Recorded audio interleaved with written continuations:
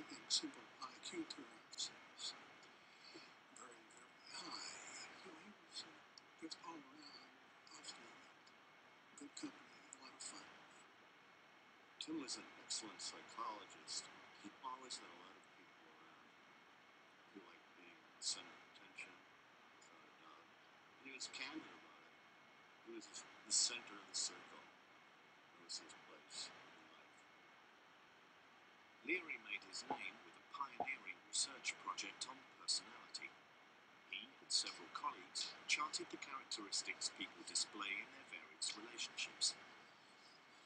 Then Leary organized them for the first time into a model for other therapists to use for diagnosis. Leary's book won acclaim from the American Psychology Association and spawned many follow-up studies. Significantly, he took most of the credit for himself. I was rather surprised. He mentioned in the preface saying that I contributed balance and good sense. That was about it. Irvin was very mad. I don't know if he told you that. I was a bit mad too. Despite the professional squabbles, Leary's personal life thrived.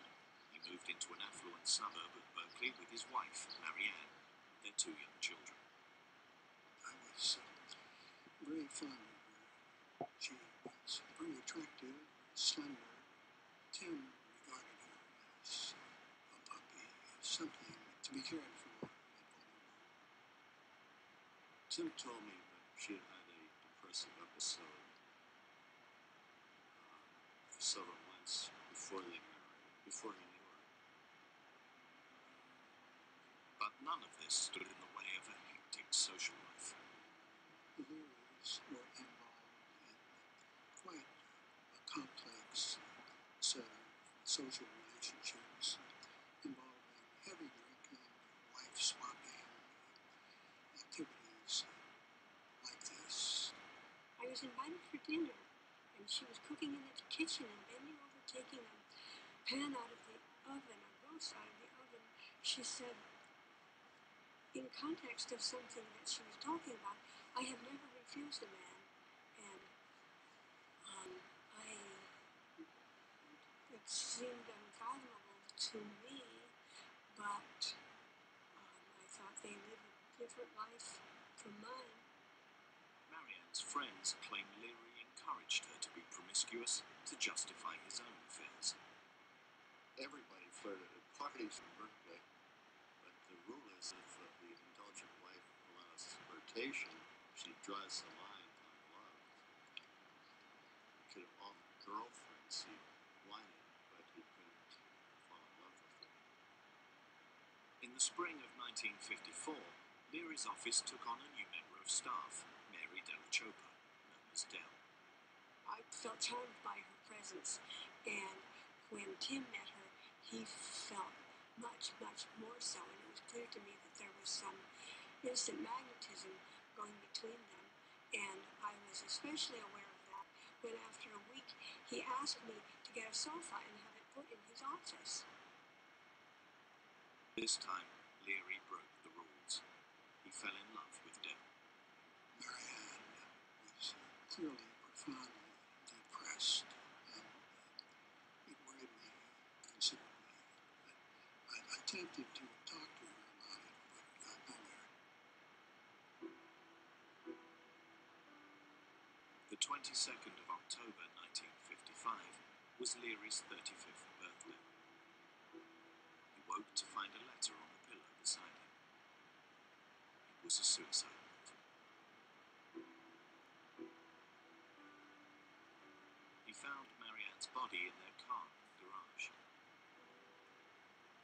The engine was still running. She died of carbon monoxide poisoning. Before taking her own life, she'd cooked Tim a birthday cake.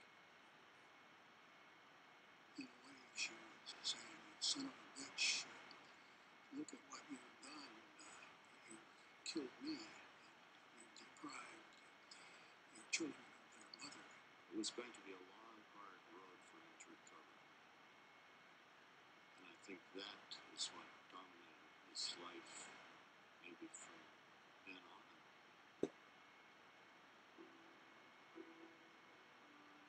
Leary's affairs and Marianne's suicide were two more sorry episodes in the Leary family history. His father, a medical officer at West Point Military Academy, had abandoned the family when Tim was 13. An only child, he was brought up by his mother and aunt, both devout Catholics.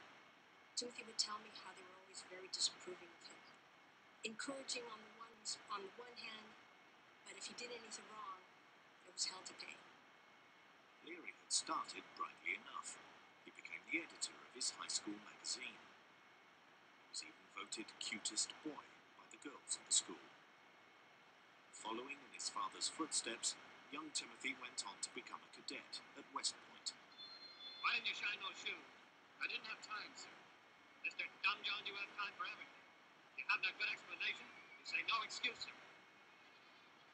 But in his first year, Leary was caught drunk. Worse, when questioned about it, he lied. That was a breach of West Point's honor code. When he refused to resign, the senior cadets silenced him, forbade him to speak to anyone. His mother implored him to see it through.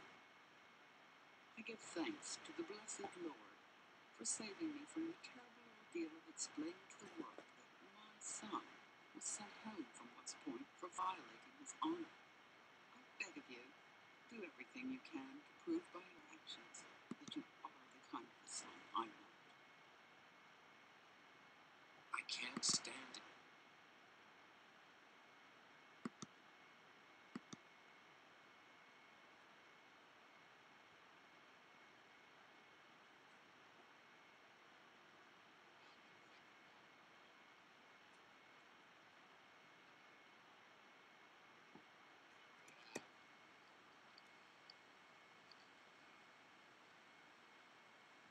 Guarding our extraordinary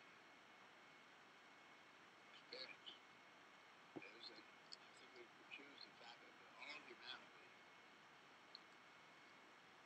has always been born naked, absolutely helpless, once, and with beautiful equipment, as we learned later on, no experience, therefore absolute ignorance. That's where all humanity has always started. And we come to the point where in our trial and error, finding our way, stimulated by the designed in hunger, designed in thirst. These are conscious inputs, designed in procreative urge. We have plus enormous amount of, as we've learned later on, designed in automated processing of the interrelationships of all the atoms in our organism. Started then with the consciousness of the hunger, giving the drive to go after it.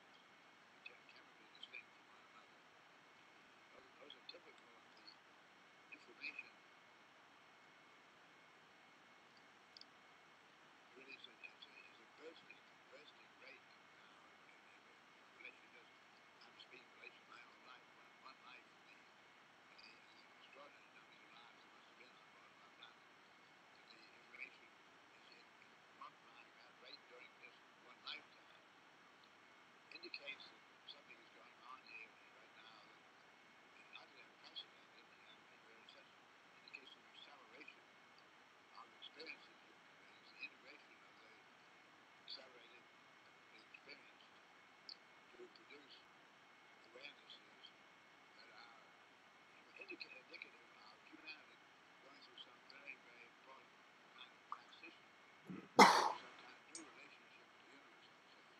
The kind of acceleration that occurred after the child had been formed in the womb for 9 months, and suddenly begins to issue from the womb into a talented world. I think we're kind of coming through out of some common womb of designedly permitted ignorance, given faculties which we gradually discover and learn to employ by trial and error. And we're at a point where I now have what would also seem absolutely incredible to generations before. I've now completed 37 circuits of our Earth, some kind of zigzagging circuits, not straight around, not tourist, just kind of responding to requests to appear here and there, to lecture at universities or to design some structure, whatever it may be. So that is in the everyday pattern that I'm circuiting that Earth. Certainly makes it in evidence that we are dealing in totality of humanity, not the, or up to my generation, completely divided humanity. Very far apart on the planet where my father was in the leather importing business in Boston, Massachusetts, United States. And he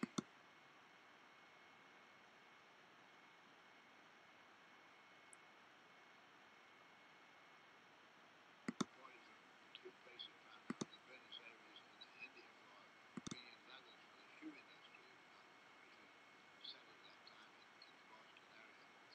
And his mail or a trip that he would like to make to Argentina took 2 months each way. And his trips to India in the mail took exactly 3 months each way.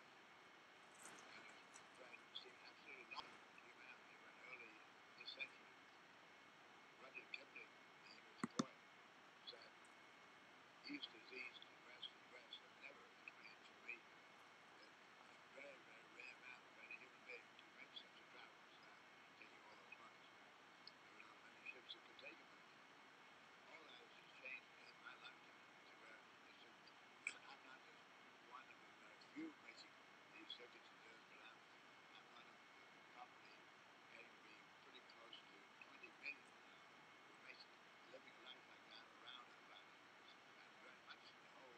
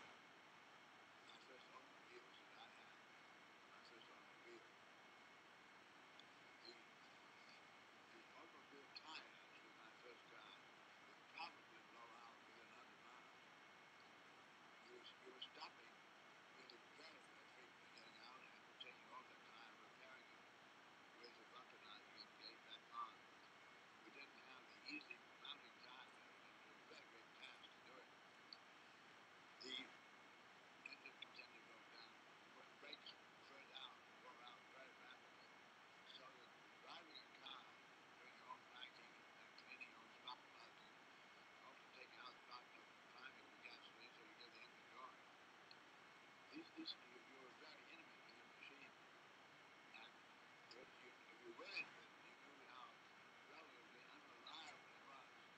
Therefore, you drove with great caution. I still drive in the terms of brakes that will fade out, and I allow certain distances. I find my spacing. I'm allowing the next car to brake, inviting young people who have good brakes and assume that they're going to have good brakes. They have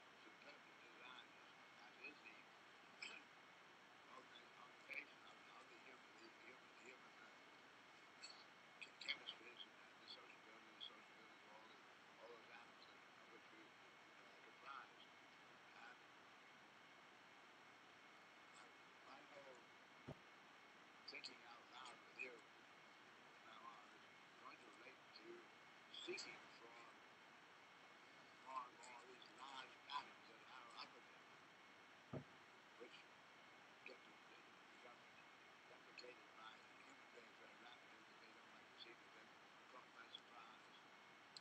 And because of that gravity factor, it's not too easy to make humanity comprehend as possibly readable and significant and predict other such ways to come about.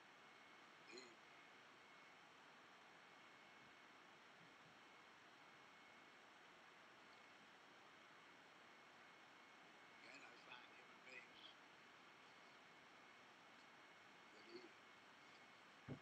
news that we now are sharing around the world, which all of the world finds disturbing, reporting everybody around the world is aware of troubles of other people's that they never were before. They had troubles before, but they never so aware of the other people's troubles. So we have an awareness of totality of great trouble. And I think human beings, gravity factor makes them really feel I am solely responsible for how this is going to come out. And I can then deputize my authority to one political leader and something to really get it down. Half a dozen that we expect performance as if human beings really can master and understand in a way that I feel they do not. I think to me it's been clearly manifested. We've been very, very innocent and that we do respond, we have to respond to the environment, whatever the environment is doing. And we can only do, I say, I don't have a word for artificial, I don't have a word unnatural. I say, if nature permits it, it is natural. If nature doesn't permit it, you can't do it. Even though you may not be familiar with the fact that nature allows that, the fact that your unfamiliarity doesn't make it unnatural. And if it's unfamiliar to us, we tend to say it's artificial or unnatural. I'm going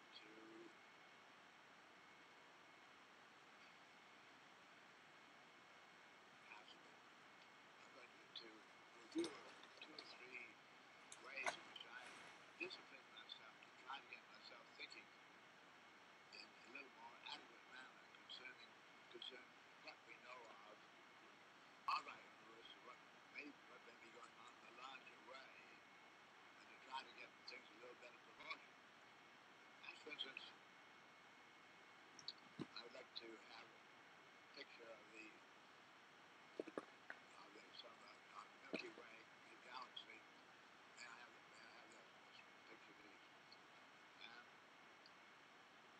Here is, we're looking at an array of stars. You can see the Milky Way running through the stars. The number of stars we're looking at is about 18,000, and they comprise approximately 1/6 millionth of all the stars in our Milky Way galaxy. We now know, and we've been able to get our great telescopes trained on other galaxies and so forth. We now have taken photographs and are aware of a billion such galaxies of 100 billion stars each. My next picture. This picture we're looking at a galaxy very far away. May I have that next picture?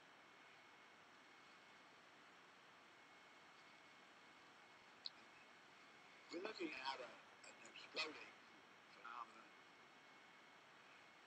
This looks to all of, I spoke about those 100 million galaxies of 100 million stars each. 99.9% of them are invisible to our naked eye, but their sizes are great magnitude.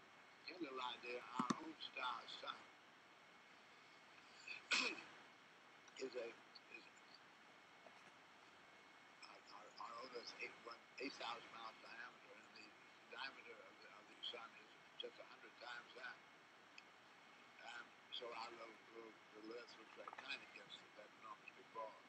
But our star sun is a small star. Most of you are familiar with Orion's belt. And Orion's belt, one of the two bright stars is reddish in color. This is Betelgeuse. And Betelgeuse's diameter is greater than the diameter of the orbit of the Earth around the sun. So that's a good size star. So we are a little planet, a rather inferior star. This is one of 100 billion stars in our galaxy. And we know of billions of galaxies. To give an idea, our little planet, and you and I are utterly invisible on it. We take pictures of our planet coming in from the sun, from the moon. When you see through the cloud cover, you see the blue of the waters and brown of the land. You can't make a human being. You can't even make out a mountain, let alone a human being.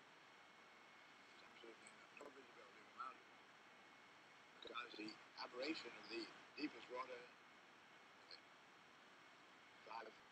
5 miles below sea level, 5 miles above the mountaintop, 10 miles aberration, and 8,000 miles is so meager that a polished steel ball probably rougher than that. So that we are absolutely invisible on a really negligible little tiny planet of a rather negligible star which is one member of 100 billion out of a known billion such stars. So not by the billion up to 100 billion, give an idea. Now, as we look at things at great distance, this picture that I have this is of a bursting phenomenon in the heavens, which looks like a tiny little light, and it keeps remaining like a tiny light, but it's such a distance, and the distances involved are so great. This particular phenomenon is expanding at a velocity of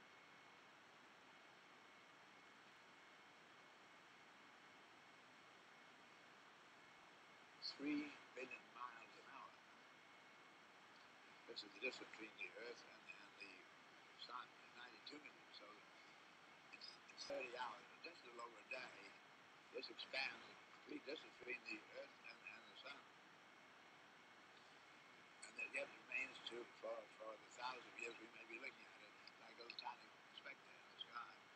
Get a sense of the size and the deceptiveness to us in the magnitude of the information we're really dealing with today.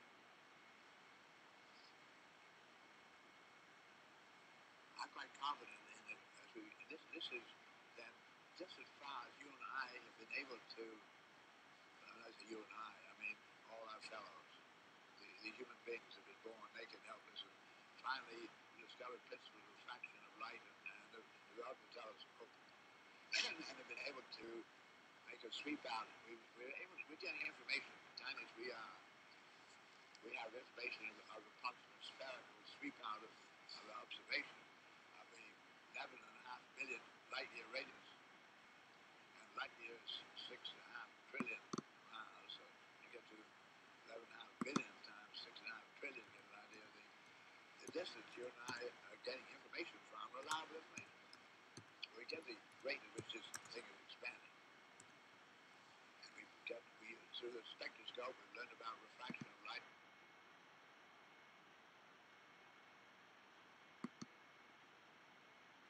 When will Jesus bring the pork chops?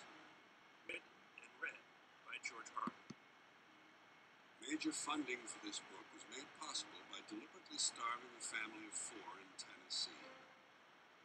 This is dedicated to my amazing daughter Kelly, keeper of the sacred DNA, citizen of the universe, and one of America's few really good Buddhist poker players. And all love to my troll mate, my sweet Sarah Jane. A few quotes. Of course the people don't want war, but after all it's the leaders of the country who determine the policy, and it's always a simple matter to drag the people along, whether it's a democracy, fascist dictatorship, or a parliament, or a communist dictatorship. Voice or no voice, the people can always be brought to the bidding of the leaders. That is easy. All you have to do is tell them they are being attacked, and denounce the pacifists for a lack of patriotism and exposing the country to greater danger. Hermann Göring at the Nuremberg trials. Here's a quote from an Irish woman. All tears are the same. Oscar Levant. So little time, so little to do. S.J. Perlman. The main obligation is to amuse yourself. And Sally Ways. Today's another day. Time to play. I'm an outsider by choice, but not truly. It's the unpleasantness of the system that keeps me out. I'd rather be in a good system. That's where my discontent comes from. Being forced to choose to stay outside. My advice? Just keep moving straight ahead. Every now and then you find yourself in a different place. Here's a holiday message. Since this book comes out in the fall, I'd like to take advantage of this early opportunity to wish all of you an enjoyable Christmas season and a happy New Year filled with good fortune. Of course, I realize this can't happen for everyone. Some of you are going to die next year, and others will be crippled, maimed in accidents, perhaps even completely paralyzed. Still others will be stricken with diseases that can't be cured, or will be horribly scarred in fires. And let's not forget the robberies and the rapes. There'll be lots of them. Therefore, many of you will not get to enjoy the happy and fortunate New Year I'm wishing for you at this moment. So, just try to do the best you can. I'm a modern man, a man for the millennium, digital and smoke-free. A diversified, multicultural, postmodern deconstructionist, politically, anatomically, and ecologically incorrect. I've been uplinked and downloaded, I've been inputted and outsourced. I know the upside of downsizing, I know the downside of upgrading. I'm a high-tech lowlife, a cutting-edge, state-of-the-art, bi-coastal multitasker, and I can give you a gigabyte in a nanosecond. I'm new wave, but old school. My inner child is outward bound. I'm a hot-wired, heat-seeking, warm-hearted, cool customer, voice-activated and biodegradable. I interface from a database with databases in cyberspace, so I'm interactive, I'm hyperactive, and from time to time I'm radioactive. Behind the 8-ball, ahead of the curve, riding the wave, dodging the bullet, pushing the envelope. I'm on point, on task, on message, and off drugs. I got no need for coke and speed. I got no urge to binge and purge. I'm in the moment, on the edge, over the top, or under the radar. A high-concept, low-profile, medium-range ballistic missionary. A streetwise smart bomb. A Top Gun bottom feeder. I wear power ties, I tell power lies, I take power naps, I run victory laps. I'm a totally ongoing Bigfoot slam dunk rainmaker with a proactive outreach. A raging workaholic. A working rageaholic.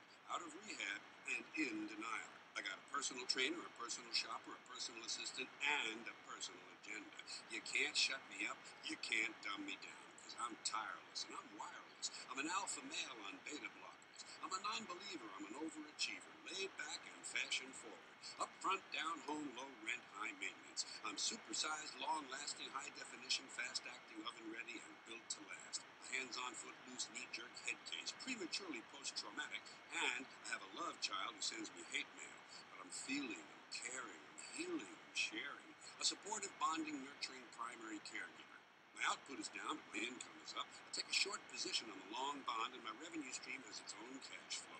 I read junk mail, I eat junk food, I buy junk bonds, I watch trash sports. I'm gender-specific, capital-intensive, user-friendly, and lactose-intolerant. I like rough sex. I like tough love. I use the F word in my email, and the software on my hard drive is hardcore, no soft porn. I bought a microwave at a mini mall. I bought a minivan at a mega store. I eat fast food in the slow lane. I'm toll-free, bite-sized, ready to wear, and I come in all sizes. A fully equipped, factory-authorized, hospital-tested, clinically proven, scientifically formulated medical miracle. I've been pre-washed, pre-cooked, preheated, pre-screened, pre-approved, pre-packaged, post-dated, freeze-dried, double-wrapped, and vacuum-packed, and I have an unlimited broadband capacity. I'm a rude dude, but I'm the real deal. Lean and mean, cocked, locked, and ready to rock. Rough, tough, and hard to bluff. I take it slow, I go with the flow, I ride with the tide, I got glide in my stride. Driving and moving, sailing and spinning, jiving and grooving, wailing and winning. I don't snooze, so I don't lose. Keep the pedal to the metal and the rubber on the road. I party hardy, and lunchtime is crunch time. I'm hanging in, there ain't no doubt, and I'm hanging tough, over and out. Euphemisms. It's a whole new language. Euphemistic language turns up in many areas of American life in a variety of situations. Not all euphemisms are alike, but they have one thing in common. They obscure meaning rather than enhancing it. They shade the truth, but they exist for various reasons. Sometimes they simply replace a word that makes people uncomfortable. For instance, the terms white meat, dark meat, and drumstick came into use because in Victorian times people didn't like to mention certain body parts. No one at the dinner table really wanted to hear Uncle Herbert say, "Never mind the thighs, Margaret. Let me have one of those nice juicy breasts." It would have made them uncomfortable. And at the same time, for the same reason, belly became stomach. But even stomach sounded too intimate, so they began saying tummy. It's actually a bit sad.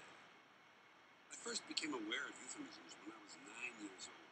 I was in the living room with my mother and my Aunt Lil when I mentioned that Lil had a mole on her face. My mother was quick to point out that Lil didn't have a mole, she had a beauty mark. That confused me because, looking at Lil, the beauty mark didn't seem to be working. And it confused me further because my Uncle John also had a brown thing on his face and it was clearly not a beauty mark. And so on that day, I discovered that on some people, what appeared to be moles were actually beauty marks.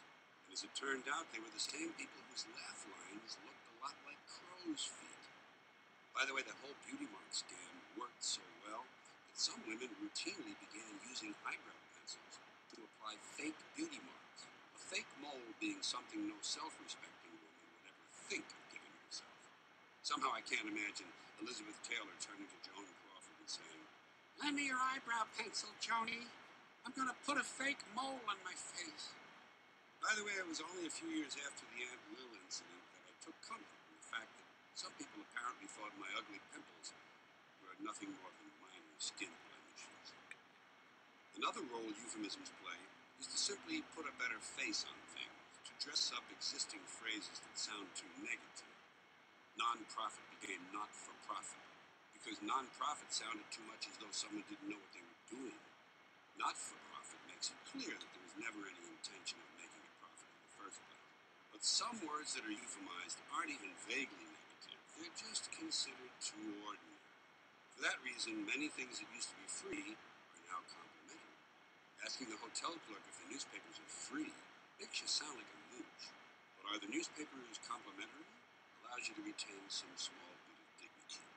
This is the reason some hotels offer their guests complimentary continental breakfasts, while others give their customers free donuts. If you're one who would enjoy a closer look at euphemisms, you'll find a number of sections in the book that will interest you. I broke the euphemisms into segments because they play such a large and varied role in American speech. And I call it the new language because it's certainly new to me. I know I didn't grow up with it, and that's my larger point, that it's gotten worse over time. There were probably a few early signs I noticed, but I knew the problem was getting serious, and I began to hear ordinary people refer to ideas as concepts. And now, stiff upper lip, you know. Imagine two different commercial airliners taking long, fatal plunges directly into the ground from high altitudes. One is a British Airways plane filled with staid English diplomats and upper-class landed gentry. The other plane is Alitalia, filled with uneducated Sicilian, Greek, and Turkish peasants. As the two planes dive towards certain destruction, which one do you think will have the louder screaming and the more colorful praying, cursing, and blasphemy? You get one guess. Hint, it isn't the British plane. Are your eyes dry and itchy? It's possible you may have dry, itchy eyes. Don't take a chance. Call now for Eye Blaster, a special self-powered unit that blasts hot, refreshing steam directly into the eyes to relieve symptoms fast. Just plug in the Eye Blaster and wait 45 minutes for full heat and steam pressure to build up. Then blast the scalding hot steam directly into your eyes for 30 to 40 minutes. Submerge your head immediately in ice water for 15 minutes. Then repeat the steam treatment. Repeat these steps 7 times and then take a breather. Do not use more than 15 times in one 24-hour period. Children under 5 should not use Eye Blaster unsupervised. When using on pets, tie pet to a chair before blasting. Safe for old people. Doctor approved, but not eye doctors. Call now. Boxing is an activity in which each of two men by delivering a series of repeated sharp blows to the head, attempts to render the other senseless, leaving him lying on the floor unable to act rationally, defend himself, or even stand up. If one of the two men is knocked down and beaten into an only partially blank and helpless mental state, the other is made to stand aside and the contest is halted momentarily while the damaged man regains just enough strength to stand up and have the beating continue, to the point where he is again lying on the floor, this time completely immobile and functionless. Afterward, the two men embrace in a display of good sportsmanship. Hi, Billy. I'm Uncle John. I came up to say goodnight. You remember your Uncle John, don't you? Remember the time I took you down to the beach and we set the hot dog stand on fire and 3 people died? Wasn't that fun? Remember running away from the police? And how we hid in the sewer? And Uncle John got poo-poo all over him and he wiped it on your coat. You remember? Then I took you to the bar and got drunk and vomited on the jukebox. And sparks started flying out of the jukebox and a fire started. And all the people were screaming. Remember that? Remember the screaming? And the ambulances? Wasn't that fun? And do you remember that other time? The time I took you to the circus? The lion got loose and ate a monkey. Remember? Wasn't that fun? And then they had to kill the lion. And the monkeys got real sad, so they had to kill the monkeys too. Wasn't that great? And then the man fell off the trapeze and he smashed into the ground and they had to kill him. And all the other trapeze people got real sad and they had to kill them too. Huh? Wasn't that fun? Why are you crying, Billy? Please don't cry. Please, if you stop crying, I'll take you to the rodeo. Wouldn't that be fun? Maybe someone will get trampled or gored. They got horses and cows too, you know. Maybe they'll have to kill a horse or a cow. And if they kill a cow, maybe we'll get to eat him in a hamburger. Wouldn't that be fun? Please don't cry. Hey, you remember the time you fell out of my car? Huh? Remember you were looking out the window and we went around a corner real fast to keep from hitting that lady and you went flying out the window and hit the pole head first. And the doctor had to sew your head up with a big needle.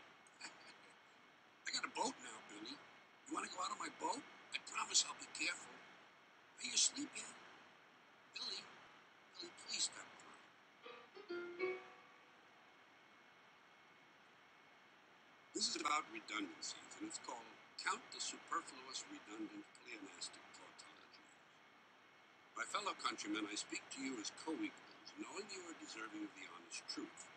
Let me warn you in advance. The subject matter concerns a serious crisis caused by an event in my past history, the execution-style killing of a security guard on a delivery truck. At that particular point in time, I found myself in a deep depression, making mental errors, which seemed as though they might threaten my future plans. I'm not over-exaggerating. I needed a new beginning, so I decided to pay a social visit to a personal friend with whom I share the same mutual objectives, and who is one of the most unique individuals I have ever personally met. The end result was an unexpected surprise. When I reiterated again to her the fact that I needed a fresh start, she said I was exactly right, and as an added plus, she came up with a final solution that was absolutely perfect. Based on her past experience, she felt we needed to join together in a common bond for a combined total of 24 hours a day in order to find some new initiatives. What a novel innovation! And as an extra bonus, she presented me with the free gift of a tuna fish. Right away, I noticed an immediate positive improvement. Although my recovery is not totally complete, the sum total is I feel much better now, knowing I am not uniquely alone.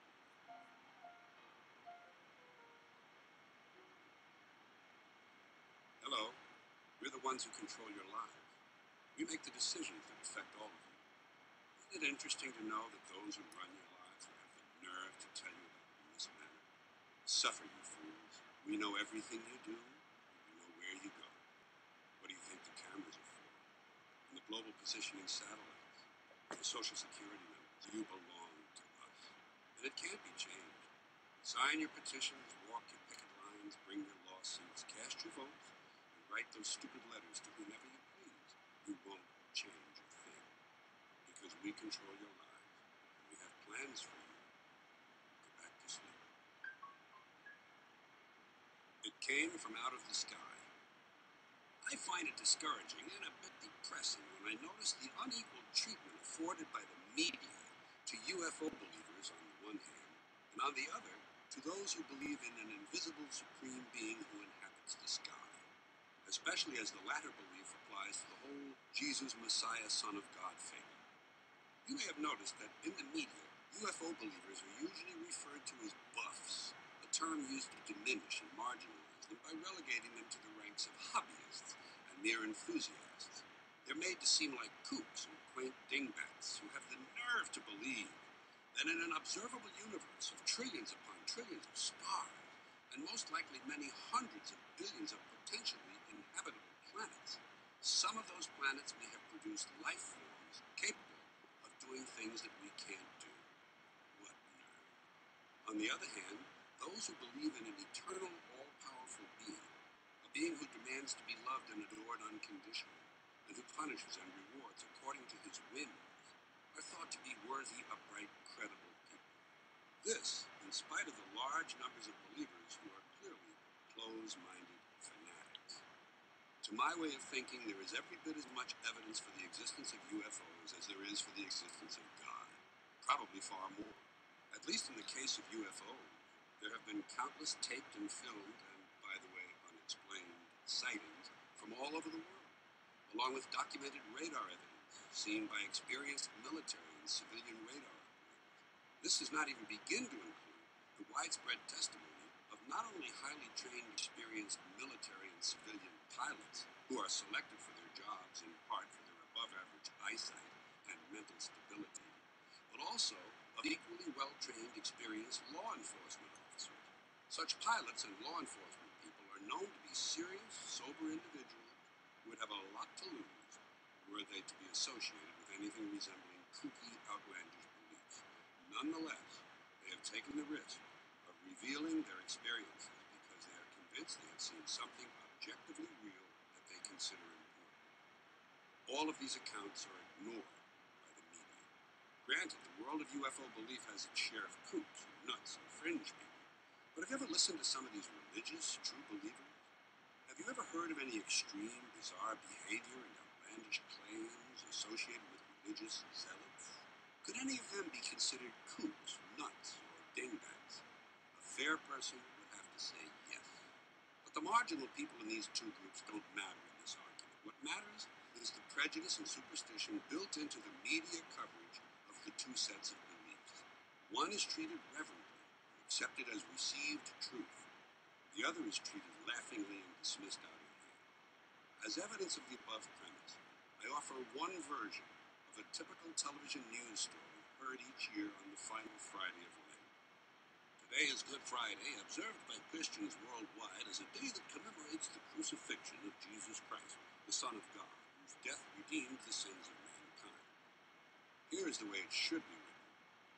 Today is Good Friday, observed worldwide by Jesus buffs, as the day on which the popular bearded cultural figure, sometimes referred to as the Messiah, was allegedly crucified and, according to legend, died for mankind's so-called sins.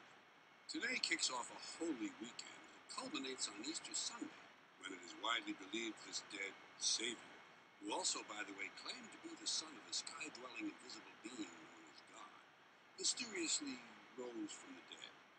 According to the legend, by volunteering to be killed and actually going through with it, Jesus saved every person who has ever lived and every person who will ever live from an eternity of suffering in a fiery region popularly known as hell, providing, so the story goes, that the person to be saved firmly believes this rather fanciful tale.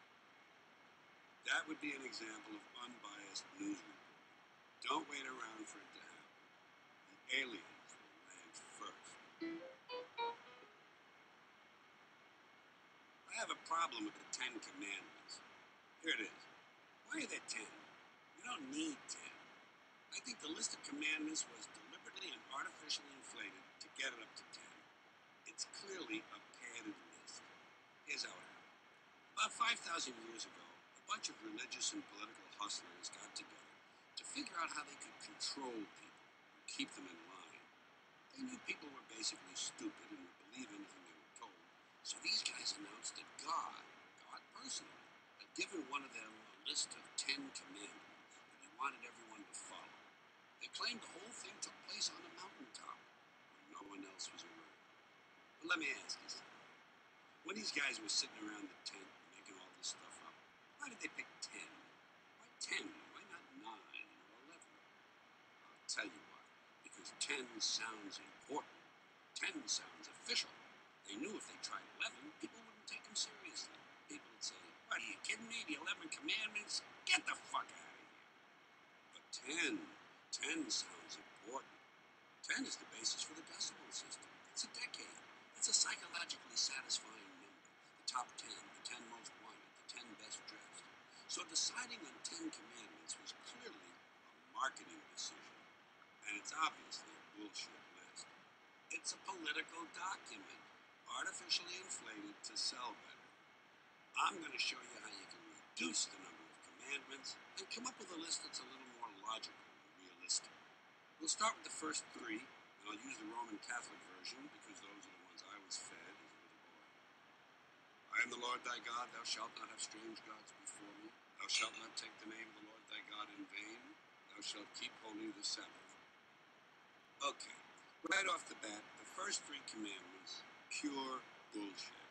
Sabbath day, Lord's name, strange gods. Spooky language. Spooky language designed to scare and control primitive people. In no way does superstitious mumbo-jumbo like this apply to the lives of intelligent, civilized humans in the 21st century. So you throw out the first 3 commandments, and you're down to 7. Honor thy father and mother. This commandment is about obedience and respect for authority. In other words, it's simply a device for controlling people. The truth is, obedience and respect should not be granted automatically. They should be earned. They should be based on the parents' or the authority figure's performance. Some parents deserve respect. Most of them don't. Period. We're down to 6. Now, in the interest of logic, something religion has a really hard time with, I'm going to skip around the list a little bit. Thou shalt not steal, thou shalt not bear false witness. Stealing and lying. Actually, when you think about it, these 2 commandments cover the same sort of behavior. Dishonesty, stealing, and lying. So we don't need 2 of them. Instead, we combine these 2 and call it thou shalt not be dishonest, and suddenly we're down to 5.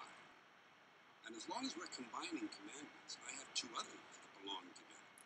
Thou shalt not commit adultery, thou shalt not covet thy neighbor's wife. Once again, these 2 prohibit the same sort of behavior, in this case, marital infidelity. The difference between them is that coveting takes place in the mind, and I don't think you should outlaw fantasizing about someone else's wife. Otherwise, what's a guy going to think about when he's flogging his dong? But marital fidelity is a good idea. So I suggest we keep the idea and call this commandment, thou shalt not be unfaithful. Suddenly, we're down to 4. And when you think about it further, honesty and fidelity are actually part of the same overall value. So in truth, we could combine the 2 honesty commandments with the 2 fidelity commandments, and using positive language instead of negative, call the whole thing, thou shalt always be honest and faithful. And now we're down to 3. Thou shalt not covet thy neighbor's goods. This one is just plain stupid. Coveting your neighbor's goods is what keeps the economy going. Your neighbor gets a vibrator that plays O Come All Ye Faithful. You want to get one too. Coveting creates jobs. Leave it alone. Throw out coveting, and you're down to 2 now. The big combined honesty fidelity commandment, and the one we haven't mentioned yet, thou shalt not kill. Murder, the 5th commandment. But if you give it a little thought, you realize that religion has never really had a problem with murder. Not really. More people have been killed in the name of God than for any other reason. To cite a few examples, think about Irish history, the Middle East, the Crusades, the Inquisition, our own abortion doctor killings, and yes, that's right, the World Trade Center. You'll see how seriously religious people take thou shalt not kill. Apparently, to religious folks, especially the truly devout, murder is negotiable. It just depends on who's doing the killing and who's getting killed. And so, with all this in mind, folks, I offer you my revised list of the 2 commandments. First, thou shalt always be honest and faithful, especially to the provider And second, thou shalt try real hard not to kill anyone, unless of course they pray to a different invisible avenger than the one you pray to. 2 is all you need, folks. Moses could have carried him down the hill in his fucking pocket. And if we had a list like that, I wouldn't mind that brilliant judge in Alabama displaying it prominently in his courthouse lobby. As long as he included one additional command: thou shalt keep thy religion to thyself. Time for Action 6 News with Leslie Crotchmonger and Dick Hopsteckler. Here's Leslie with today's top story. Good evening. First, the headlines. A giant man shits on Philadelphia. An old man shows his soiled anus to a waitress in an Olive Garden. A small dog eats a man's balls and dies. A crippled couple is arrested for fucking on a roller coaster. Now the stories behind the headlines. In Philadelphia today, a giant man dropped his huge pants and squatted over Independence Hall. He then unleashed a... Dick reaches over and grabs Leslie's script. Fuck you, you cunt. You did the headlines. Lick my asshole, you dim-witted prick. My name comes first on the opening announcement. That's because you blew the news director. At least I didn't blow a homeless guy who has the sif. Oh, yeah? Well, he wouldn't have had the sif if you didn't fuck him out back in the dumpster. Eat my box. Not without a gas mask, dearie. Keep fucking with me, little dick, and I'll tell your wife about the Cub Scouts you went down on. Leslie, the way we're acting is crazy. Let's put all this petty personal stuff behind us and act like professionals. What do you say? Good idea. I agree. So what's coming up at 6 o'clock? How the fuck should I know? What do you think I am, a fucking psychic? No way. If you were a psychic, you would have known you were going to wind up with labia that hang down like satchel handles. Thanks, Dick. That's real clever. By the way, doesn't that ever get to you, being called Dick? Being called Dick is a lot better than being called Dick Licker. Eat shit, raisin balls. I hope you swallow a turd. Well, folks, that's it for Action 6 News. Don't miss news at 11 tonight, as Rod Holder interviews a nun who's been receiving obscene phone calls from a man who says he wants to chew her bush during a funeral mass. Action 6 News has been brought to you by First Bank, meeting community needs since 1849. First Bank, experience out the ass. I don't understand these people who call themselves spiritual advisors. Franklin Graham, the unfortunate son of Billy Graham, is George Bush's spiritual advisor. Bill Clinton had Jesse Jackson. And here's the part I don't understand. How can someone else advise you on your spirit? Isn't spirit an intensely personal, internal thing? Doesn't it, by its very nature, elude definition, much less analysis? What kind of advice could some drone who has devoted his life to the self-deception of religion possibly give you about your spirit? Sounds like a hustle to me. I have no respect for any man who allows people to call him junior. I immediately think he's a chump, a loser. To me, junior means lower than, lesser than, beneath. Putting junior on a kid's name is just a way for a father to control and demean his son and prevent him from having an identity of his own. I don't like that whole cult of the father thing in the first place. But apparently some guy's self-esteem is just low enough that they accept it. I have no respect for them. Pro sports is full of these hopelessly daddy-addicted athletes who wouldn't think of taking a shit without their father's approval. I especially have no respect for the ones whose fathers coached them in high school or college, or whose fathers played the same position they did. When I hear the sons of coaches and former athletes talking on television, they sound to me like parent pleasers and ass kissers. How did they grow? Guys and Dolls Part 1, Ladies First. You notice a lot of this comedy they have on television is about relationships. Do you ever see this stuff? Relationship comedy? Well, I don't know much about relationships, but over the years, I've noticed a few things about the two sexes, and I'd like to discuss them. Men and women. The big, hairy, noisy male creature, and the smaller, smoother, but nonetheless also quite noisy female creature. Here's all you need to know about men and women. Women are crazy, men are stupid.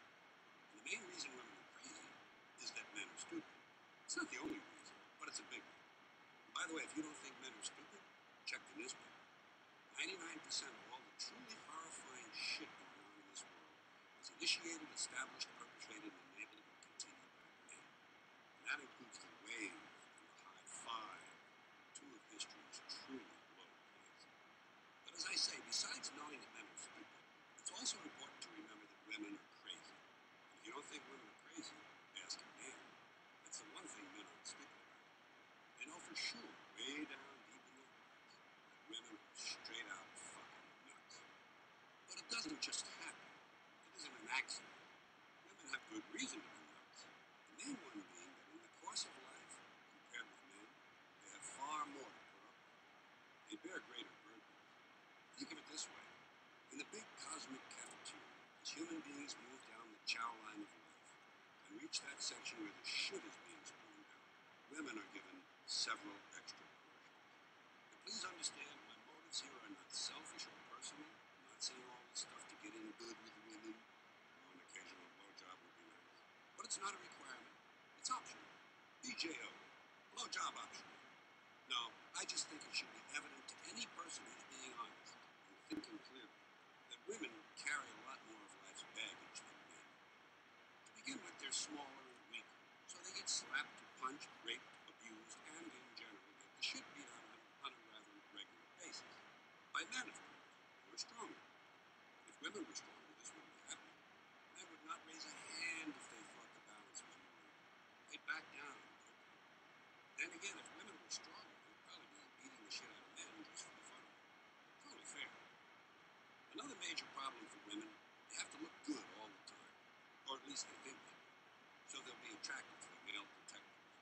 Gotta look good tonight. Joey's gonna beat the shit out of me. Maybe I can get a nice kick in the fucking mouth. Gotta look my best. And looking one's female best requires a lot of things. Start with cosmetics. Just think of all the products and procedures a woman is forced to deal with in the world of cosmetics. Cleansers, toners, foundation, blush, face powder, lipstick, lip gloss, lip liner, eyeliner, eyeshadow, eyebrow pencil, mascara, nail polish remover, manicures, pedicures, fake fingernails, fake eyelashes, face cream, neck cream, eye cream, thigh cream, foot cream, day cream, night cream, cold cream, wrinkle remover, makeup remover, hand lotions, body lotions, bath oils, bath beads, shower gel, bubble baths, scented baths, perfumes, colognes, toilet water, astringents, moisturizers, emulsions, exfoliants, peels, scrubs, debilitors, body wraps, facial masks, shampoos, conditioners, bleaches, dyes, rinses, tints, perms, straighteners, wigs, falls, rats, extensions, combs, barrettes, bobby pins, hair nets, hair curls, scrunchies, ribbons, bows, tiebacks, headbands, streaking, frosting, teasing, spraying, moussing, blow drying, cutting, layering, curling, eyelash curling, eyebrow plucking, armpit shaving, leg shaving, crotch waxing, leg waxing, eyebrow waxing, and a perm. A big fucking mouth.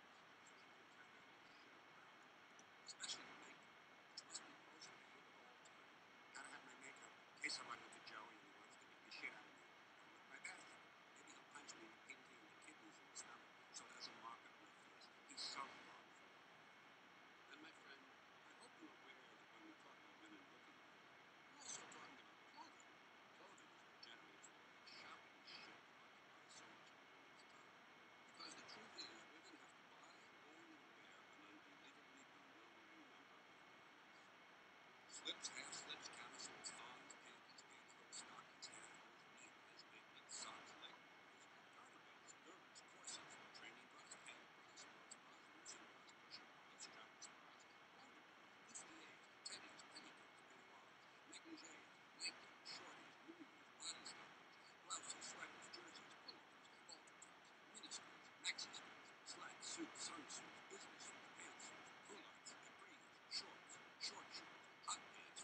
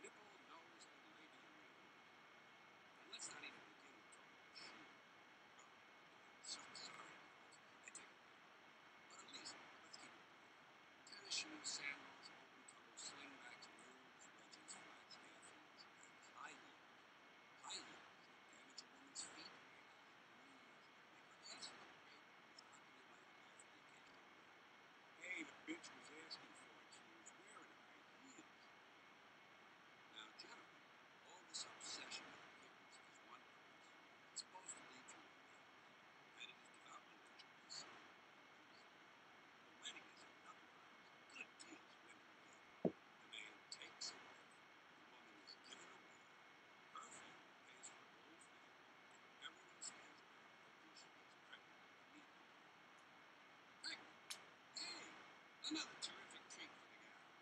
The chance to gain 40 pounds, puke in the morning, and walk like a duck, get sore tits, and develop a nice case of hemorrhoids.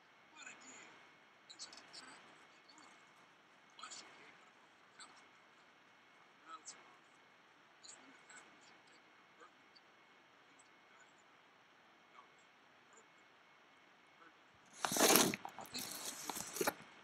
After all, now she's a mother. Maybe she gets to work and raise her own. Maybe she decides to be a stay-at-home mom. She gets to cook, clean, sew, scrub, scour, wax, wash, dry, iron, do the shopping drive, the van, and entertain the kids. She is a housewife, an unpaid in-family domestic servant. Admittedly, that description is a bit more in line with the old model. The new model is so much better. She gets a fucking job so she can be bringing something in. But somehow she still winds up being an unpaid in-family domestic servant after she gets home from the job. You know, the job, where she gets paid less than men for the same work, does not rise beyond a certain level in the company, and gets harassed all day long by some oversexed moron with blunt demands. Probably better just to stay home, where she doesn't have to be bothered with that pesky paycheck crap. There's none of that nonsense about Social Security, pension plans, and unemployment money in case of divorce. Just alimony and child support, if the ex-husband is relocated. The ex who probably thought she was looking a little used up, who dumped her for someone whose milk glands hadn't sagged yet. Can't forget those milk glands, can we, girls?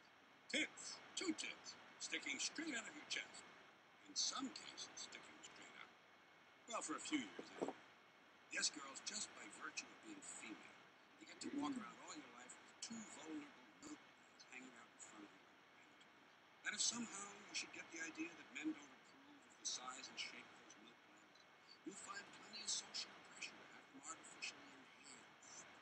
Such enhancement usually will be performed and supervised by men. Here's another physical treat for females. Periods. Cramping, bloating, and bleeding 5 days a month. 15% of the time. And you can add the time spent with premenstrual syndrome, PMS. Men gave it that name.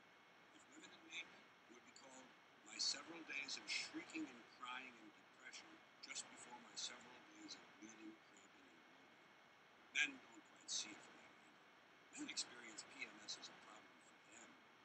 What's the matter, Joey? You don't look so good. My wife's got the PMS. Here are some more special female advantages, in case you haven't had enough. Pap smears, mammograms, hysterectomies, mastectomies, miscarriages, abortions, labor pains, childbirth pain, episiotomies, stretch marks, and breastfeeding, and postpartum depression.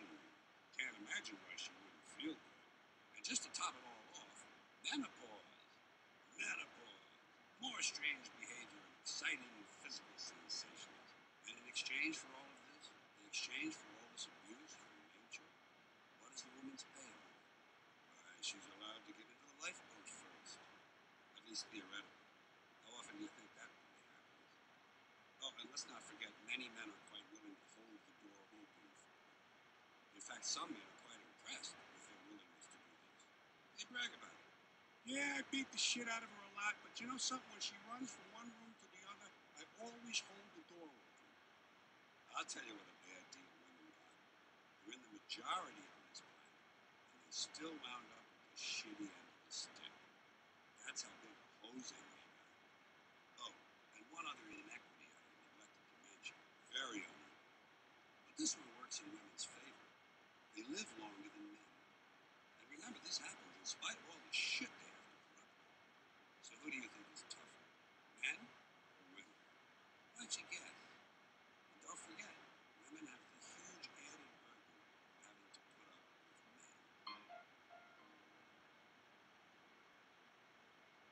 Free breast examinations. As a public service, the Hells Angels will be conducting free breast examinations this weekend at their clubhouse behind the Chrome and Sprocket Bar. If you prefer privacy, the Bikers Mobile Breast Patrol will be happy to perform their services in the privacy of your bedroom. Pelvic examinations and pap tests are also available, but usually take a little longer. Beside a dusty road in the open air, a physically repulsive man dressed in filthy doctor clothes stands at a rusted-out examination table, wearing a coal miner's hat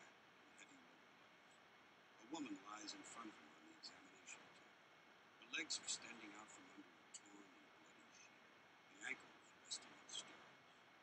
Nearby, an unattractive nurse sits at a desk, picking her nose and wiping it on her blade. Women squat nearby on tree stumps, reading magazines, waiting their turn. Just above this tableau is a large sign reading, "Discount Roadside Gynecology." I really enjoyed my recent airplane trip to Africa. Everything went just perfectly. I had no trouble at all making reservations a month in advance, and I had my tickets in hand, including seat selection a week before the flight. I even ordered a special vegetarian meal. I left home early the day of the flight and arrived at the airport with several minutes to spare. My friend dropped me off at the curb and left immediately. My one bag, which was a light one, was easy to carry and did not have to be checked. I was able to take it on board and save time at each end. I walked into the terminal. There was no line at the security line. My carry-on bag passed inspection, and I didn't ring any bells walking through the metal detector. Looking for my gate number on the departure report and spotting it without breaking stride, I headed for gate 1, the nearest gate. With just a few minutes left until takeoff, I walked a few steps to the gate and boarded the plane. The seat I had reserved was right next to the window, and the seat next to me was unoccupied. Plenty of room to spread out. I was in first class with only 3 other passengers. The 2 female flight attendants were pleasant and very attractive. They said my special meal was on board. I had plenty of leg room and all my seat controls worked perfectly. Seat back tilt, contour button, leg rest, light switch, even stereo controls. Everything continued flawlessly. The plane's door was closed exactly on time, and we taxied immediately to the end of the runway. Pausing barely an instant, we began our takeoff roll, which sounded and felt extremely smooth. There was very little vibration, just a steady increase in power and speed as we became airborne and gently glided up. I felt no bumps or strain, and we quickly leveled off to a quiet cruise speed at our assigned altitude. Then the plane went into a steep dive and crashed into the ground, killing all but 2 of us. Fortunately, my co-survivor was a fantastic-looking woman, a registered nurse who had taken survival courses. After a quick check, we realized neither of us was hurt, and then I remembered I still had 2 joints tucked into my side. We got high and made love several times. The sex was great for both of us, and we promised to see each other often if we somehow managed to get out of there. The only condition on her part was that there be no commitment of any kind between us. She wanted to be independent. I agreed. After a short time, we found some sandwiches and beer. We ate and drank and laughed for about an hour, and then we noticed that a Sigma flare gun had landed nearby. We fired off 1 flare, and almost immediately saw a small private plane flying overhead. They spotted us and began to circle. They made a low pass at us, waggling their wings, and then headed off, presumably to get help. Thank God, everything was still going smoothly. That's when the gorillas showed up. I don't think it's right that ugly women should be allowed to get plastic surgery and get fixed up to look real nice. I think if you're born ugly, you ought to stay that way. That should be it. It's not right to let people get fixed up. It's creepy to think that you could possibly find yourself fucking some woman you picked up because you thought she was great looking, but underneath she's really ugly. She got her nose fixed, her lips, her eyes. She got nipped and tucked and liposuction, and the surgeon did a good job. He didn't overdo it, and now she looks really great. Underneath it all, she's horrible looking, and you're actually fucking a pig. Someone you wouldn't even ask for change of $1 if you could see her real face. It's not right. Ugliness should be a permanent condition. The continuing story of Mary and Joseph. It's a boy. Joe, we're gonna have a baby. What? That's impossible. All I ever do is put it between your thighs. Well, I don't know. Something must have gone wrong. Who says she's pregnant? An angel appeared to me in the backyard and said so. An angel? An angel of God. His name was Gabriel. He had a trumpet, and he appeared to me in the backyard. What? He appeared to me. Was he naked? No, I think he had on a raincoat. I don't really know. He was glowing so brightly. Mary, you're under a lot of stress. Why don't you take a few days off from your show? The accounts can wait. I'm telling you, Joe, this angel Gabriel said that God wanted me to have his baby. Did you ask for some sort of sign? Of course I did. He said tomorrow morning he'd start getting sick. But why would God want a kid? Well, Gabriel said that according to Luke, it's kind of an ego thing. Plus, he promised the Jews a long time ago. It's just that he never got around to it. But now that he feels ready for children, he doesn't want to just make them out of clay or dust. He wants to get humans involved. Well, is he going to help toward raising the kid? God knows we can't do it alone. I could use a bigger shop. And maybe you could throw a couple of those nice crucifix contracts my way. The Romans are nailing up everything that walks. Honey, Gabriel said not to worry. The kid would be a real winner. A public speaker and good with miracles. Well, that's a relief. Anyway, I guess now that you're officially pregnant, you can start putting it inside of you, huh? I'm sorry, honey. God wants it to be strictly a virgin birth. I don't get it. That's right, Joe. Don't I get to do anything? He wants you to come up with a name for the kid. Jesus Christ. Joe, you're so heavy. Guys and Dolls Part 2. Man, oh man. To my way of thinking, men have only one real problem. Other men. That's where all their trouble starts. A long time ago, men gave away their power to other men. Princes, kings, wizards, generals, and high priests. They gave it away because they believed what these other men told them. They bought the okey-doke, the bullshit. Men always buy the okey-doke when it comes from other men. Some stranger probably stood up at a campfire and said, "All right, boys, from now on, I'm the king. The sun is my father, the moon is my mother, and they're the ones who tell me when to throw the virgins into the volcano. I'll be expecting all of you to bow deeply when you see me and give me half your crops. Plus, I'm allowed to fuck your wife. And don't forget, if I want to, I can concentrate real hard and make your head explode." And the other men around the campfire nodded their heads and said to one another, "This guy makes a lot of sense." A man will always buy the bullshit because a man is not too bright. But I'm not suggesting a man doesn't have a great deal to put up with. He does. First of all, a man has to make believe he knows what he's doing at all times. And while he's doing whatever it is he's doing, he has to make believe he doesn't need any help. He has to make believe he can fix anything. And if he can't fix it now, he can fix it later. And if he can't fix it later, he has a friend who can fix it.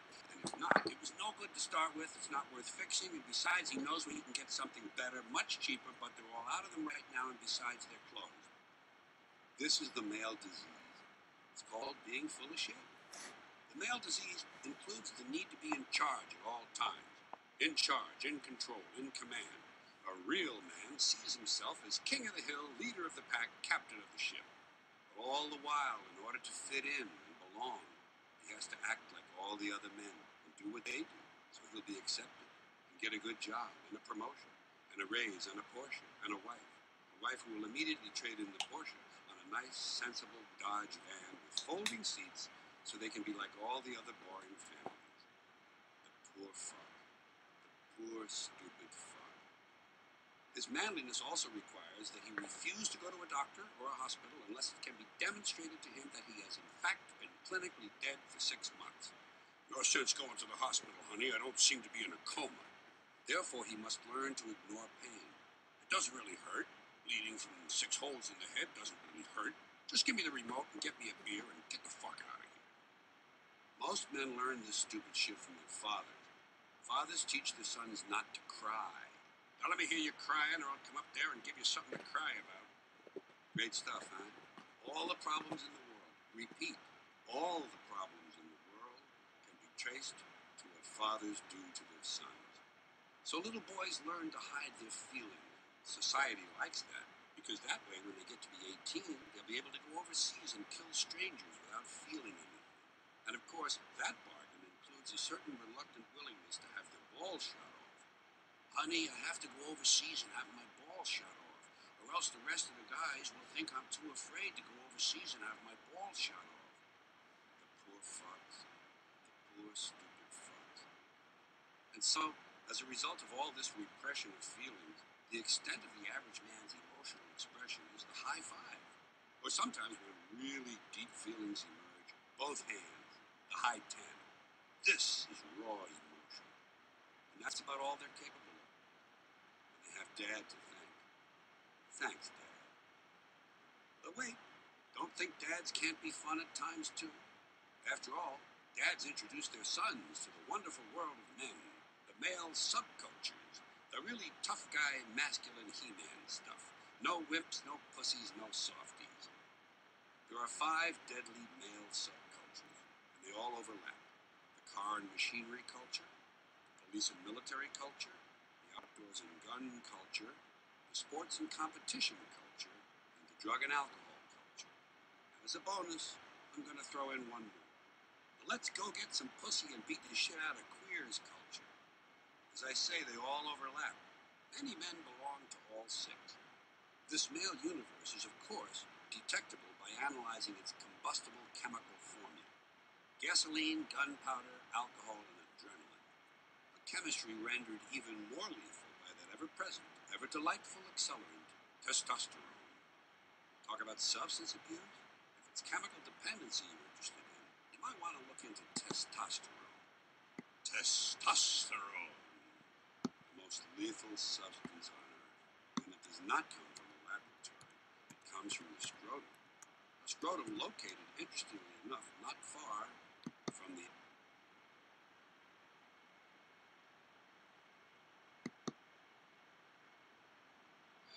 It took Leonardo and Miriam thousands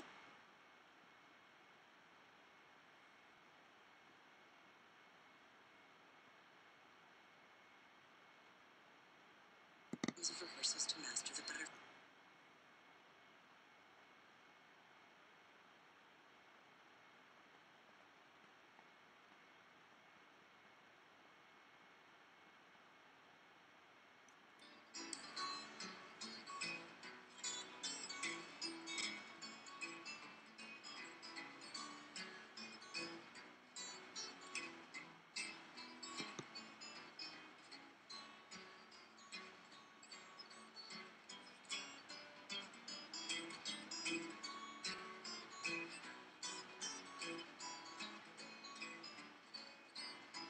This song is called Alice's Restaurant. It's about Alice and the restaurant.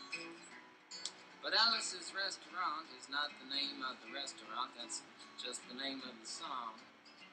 That's why I call the song Alice's Restaurant.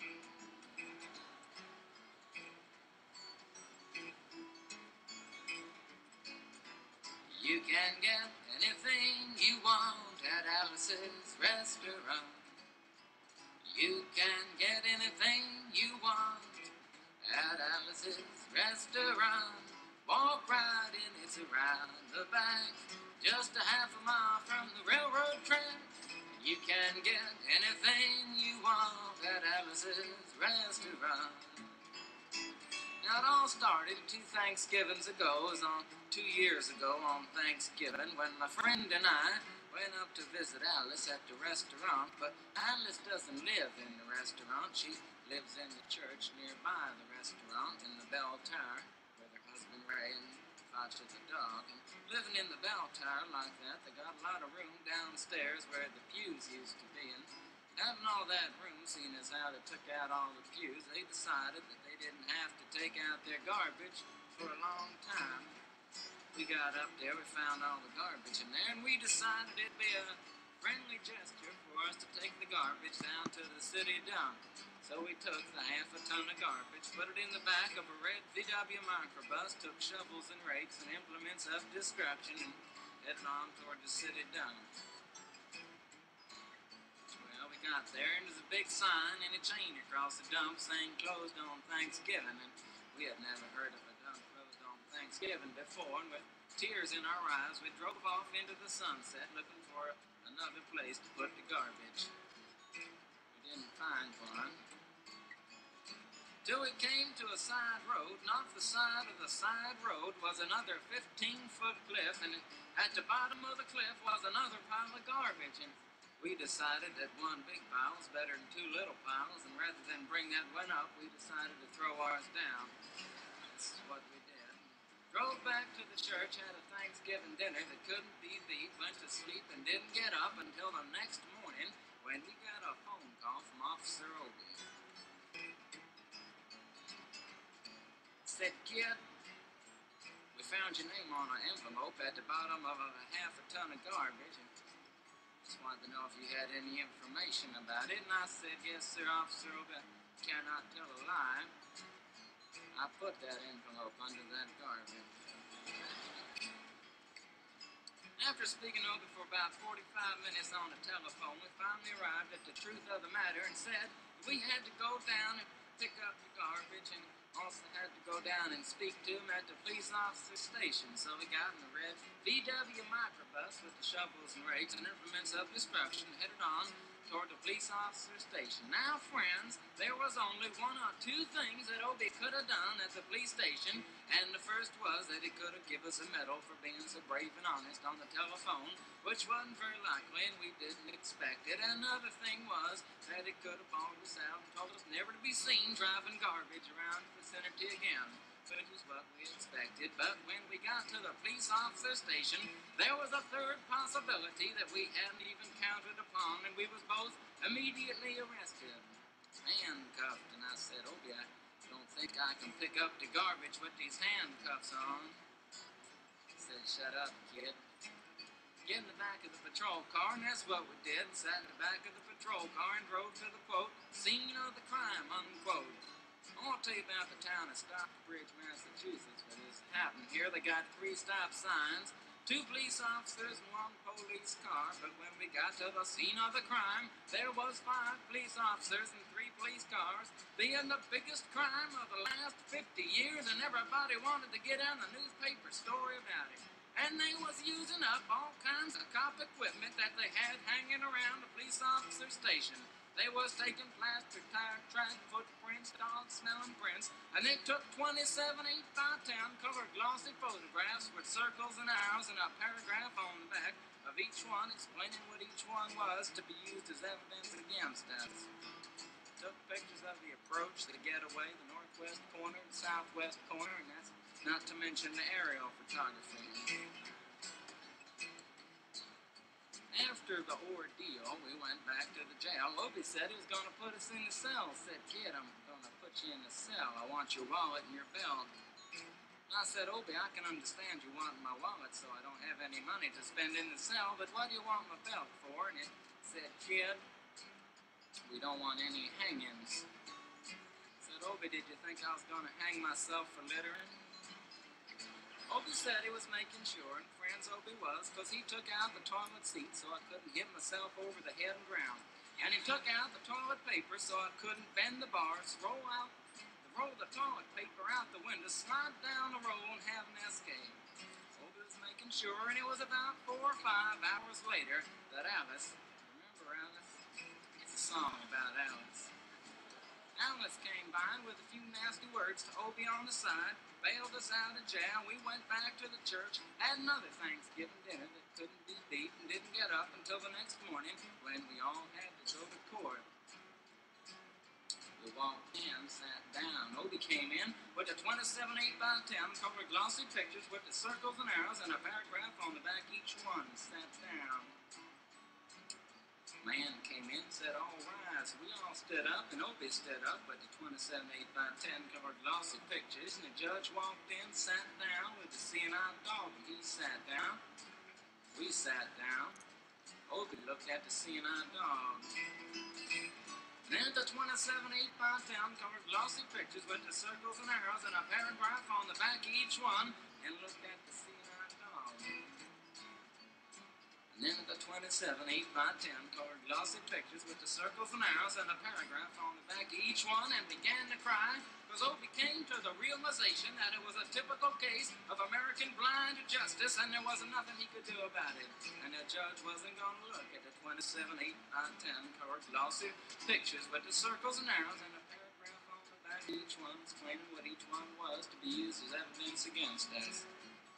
And we was fined $50 and had to pick up the garbage in the snow, but that's not what I came to tell you about. I came to talk about the draft. got a building down New York City. It's called Whitehall Street, where you walk in and you get injected, inspected, detected, infected, neglected, and selected. I went down to get my physical examination one day, and I walked in, I sat down, got good and drunk the night before, so I looked and felt my best when I went in that morning. Because I wanted to look like the all-American kid from New York City.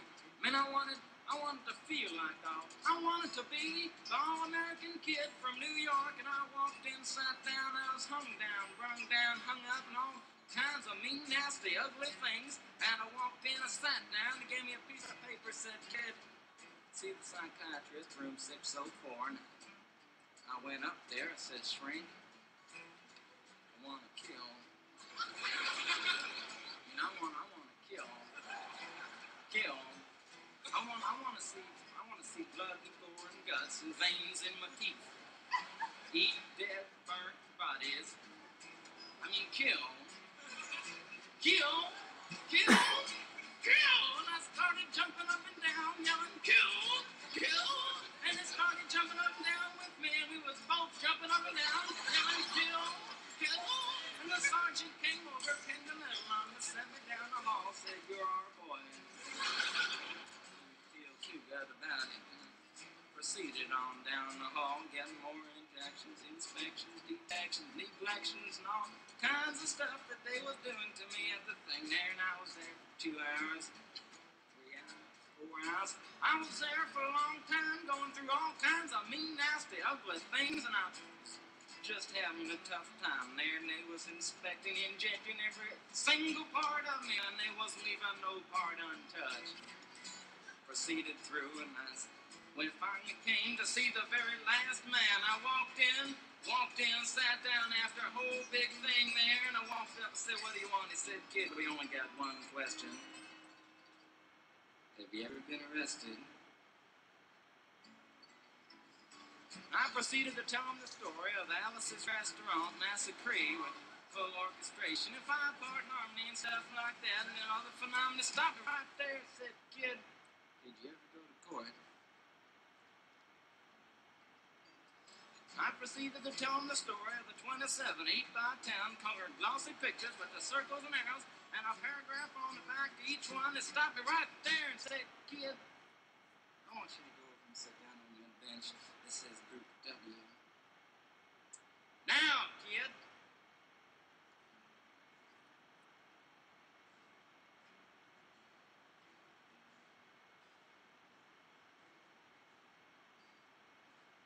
I walked over to the bench there, and there's Group W is where they put you if you may not be moral enough to join the army after committing your special crime. And there was all kinds of mean, nasty, ugly-looking people on the bench there.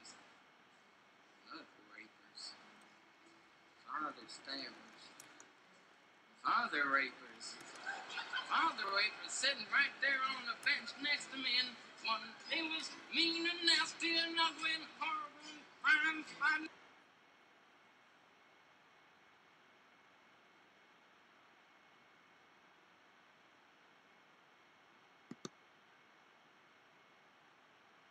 At Best Buy, our experts in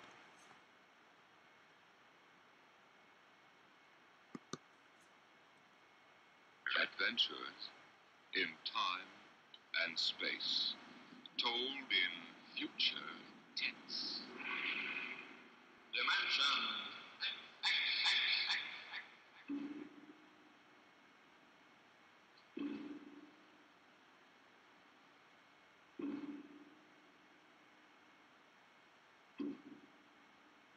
Can you predict the future? Can you tell what will happen in 100 years? Or in 10? Or in the next minute? Can you look beyond the known dimensions of time and space into the unknown, Dimension X? Tonight we have a strange story to tell. A sweet, blood-curdling little story that is really only 2 sentences long. The last man on Earth sat alone in a room. There was a knock on the door.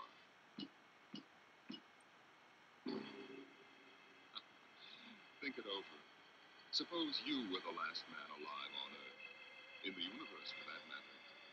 The last man, sitting alone in a room, and suddenly there was a knock on the door. What knocked on the door? You wonder, don't you?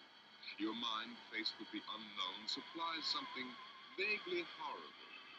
But it isn't horrible, really. You'll see.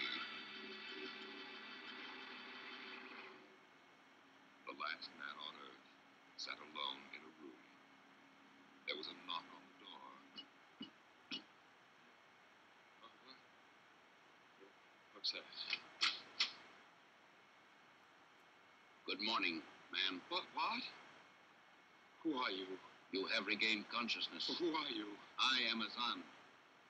Maybe if I close my eyes, it'll go away. I will not go away, man. Oh, no, I guess I am awake. Who? What are you? I am Azan.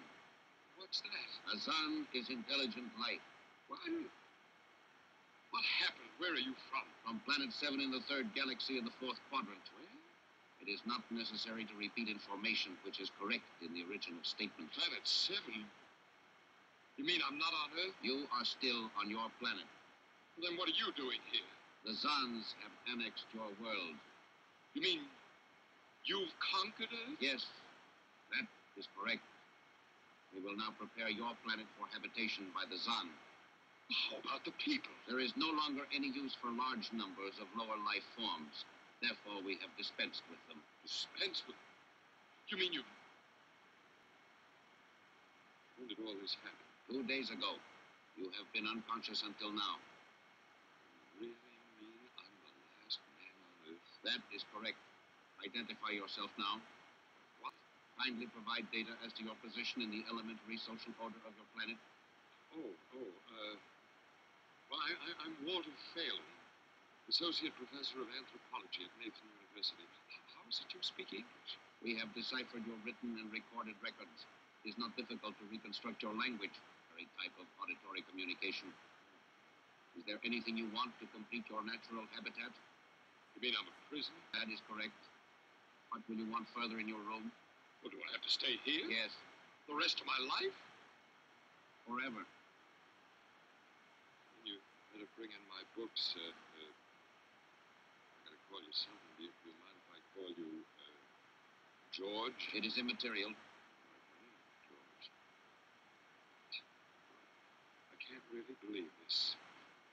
That is a characteristic of low life form. I'm trying to take this in without going off balance completely. I will be back, Associate Professor of Anthropology. All right, George. Just call me Walter. Very well, Walter.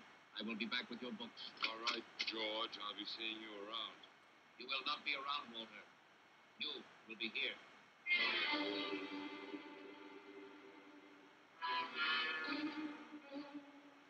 Yes, the last man on Earth sat alone in a room. A rather peculiar room. He just noticed how peculiar it was, and he'd been studying out the reason for its peculiarity. His conclusion didn't horrify him, but it annoyed him.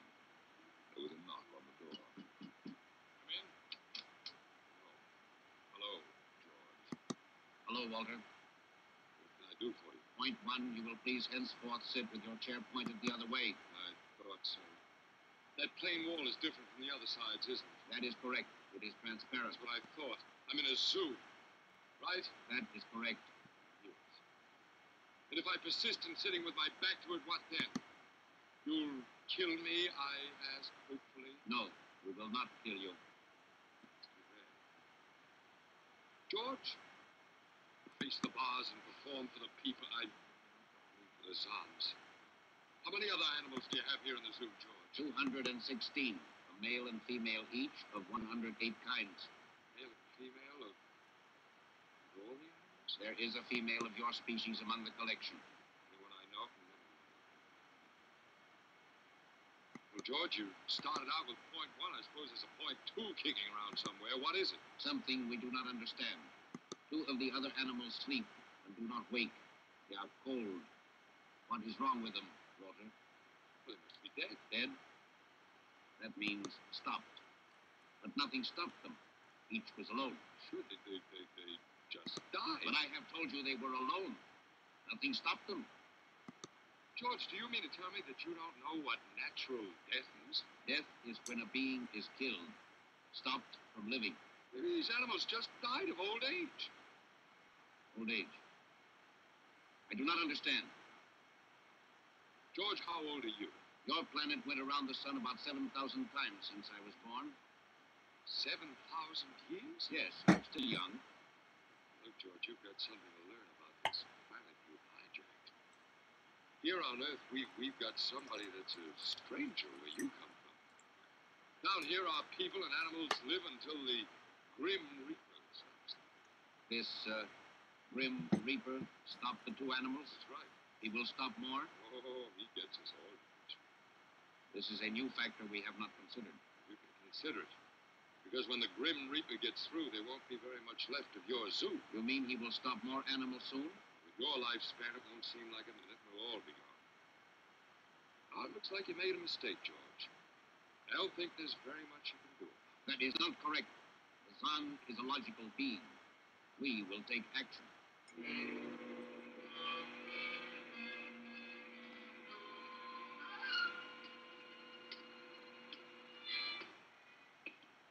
Where are you taking me, George? We will be there shortly. I mean, it's moving. That is correct. We are here now. You will live here now, Walter. It is a larger room. I'll be ever so humble. Go inside. Hey, be careful with those books, George. Don't lose. Excuse me. Who are you? What are you doing here? Well, I guess George didn't explain. George tries to be polite, but he hasn't quite caught on yet. I'm Walter Phelan. My name is Grace Evans, Mr. Phelan. What is all this about? Why did they bring me here? I think I know why. Why? See, I've been talking to George. George? Well, that's what I call them, all of them. There's no way to tell them apart anyway. There aren't many of them here, yet. They come from outside the solar system, sort of an advanced scouting party. Yes, I saw their spaceship. It's as big as a mountain. Moving in on us, they cleaned off the Earth with some kind of vibration that destroys all sorts of animal life. They killed everybody. I was afraid. The cheerful notice that you and I and 200-odd other animals were picked up beforehand as specimens for the zoo. You know that this is a zoo, don't you? Yes. I suspected it. But I don't remember anything about being captured. I just woke up.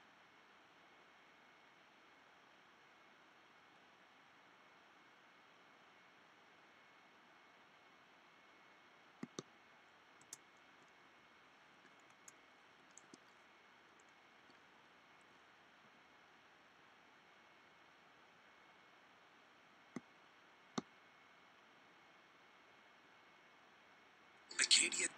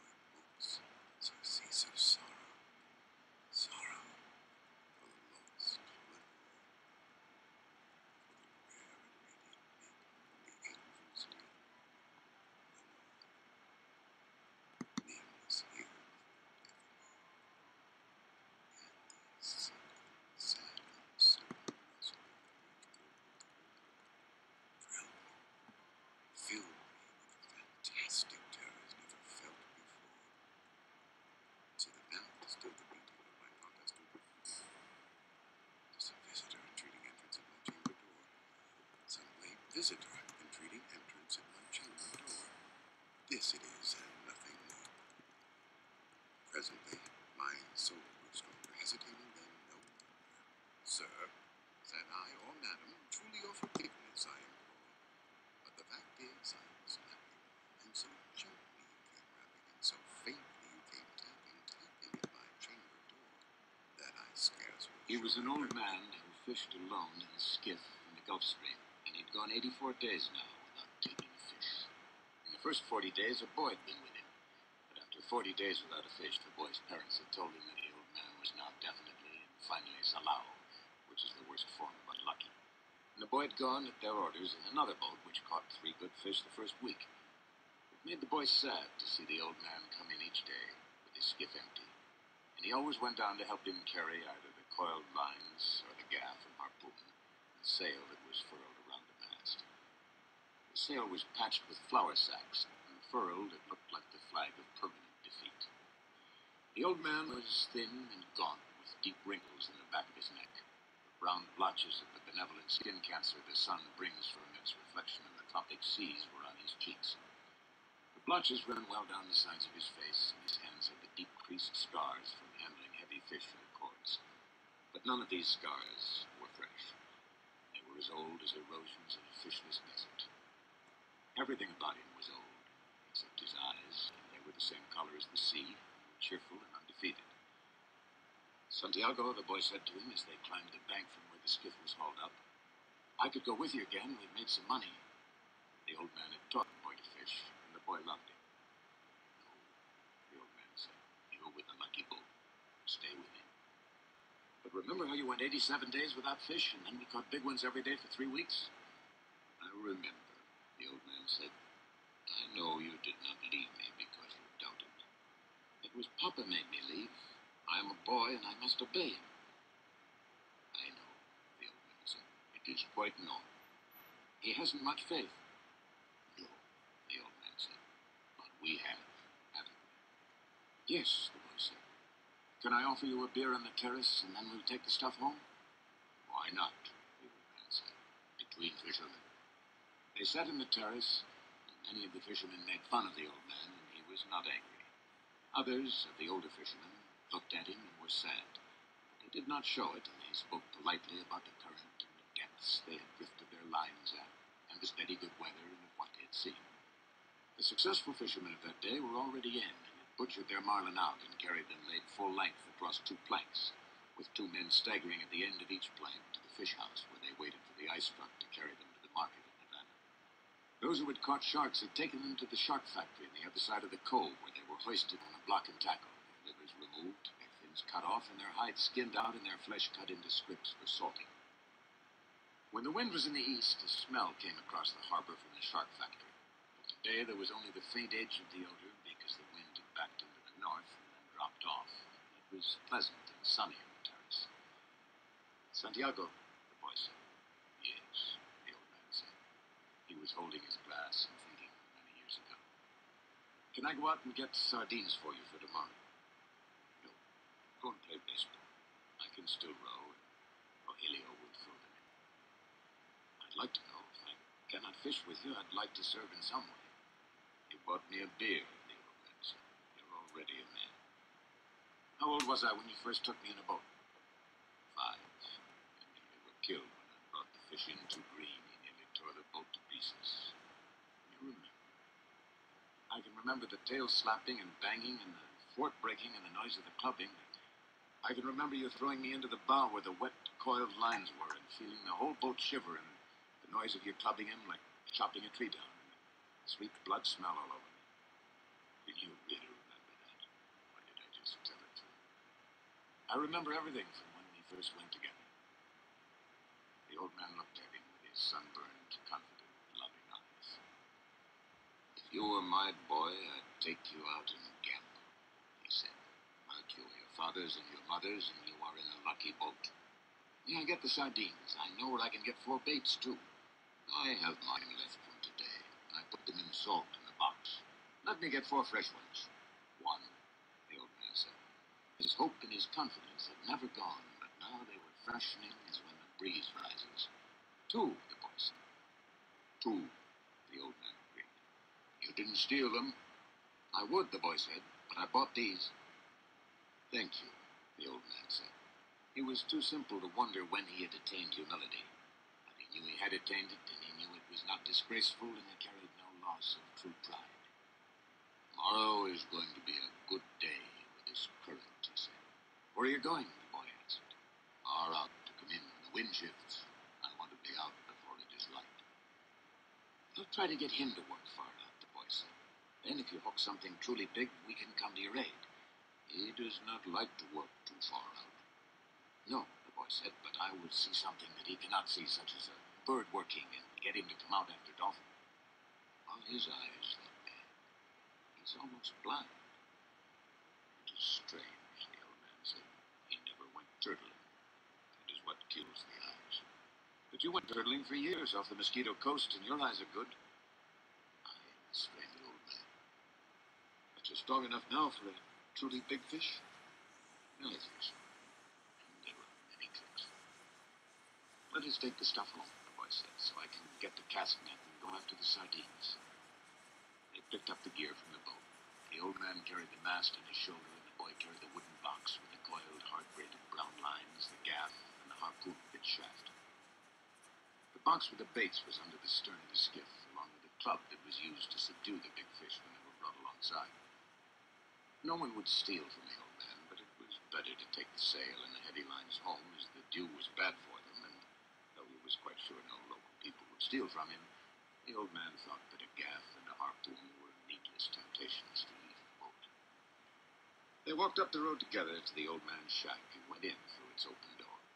The old man leaned the mast with its wrapped sail against the wall. The boy put the box and the other gear beside it. The mast was nearly as long as the one room of the shack.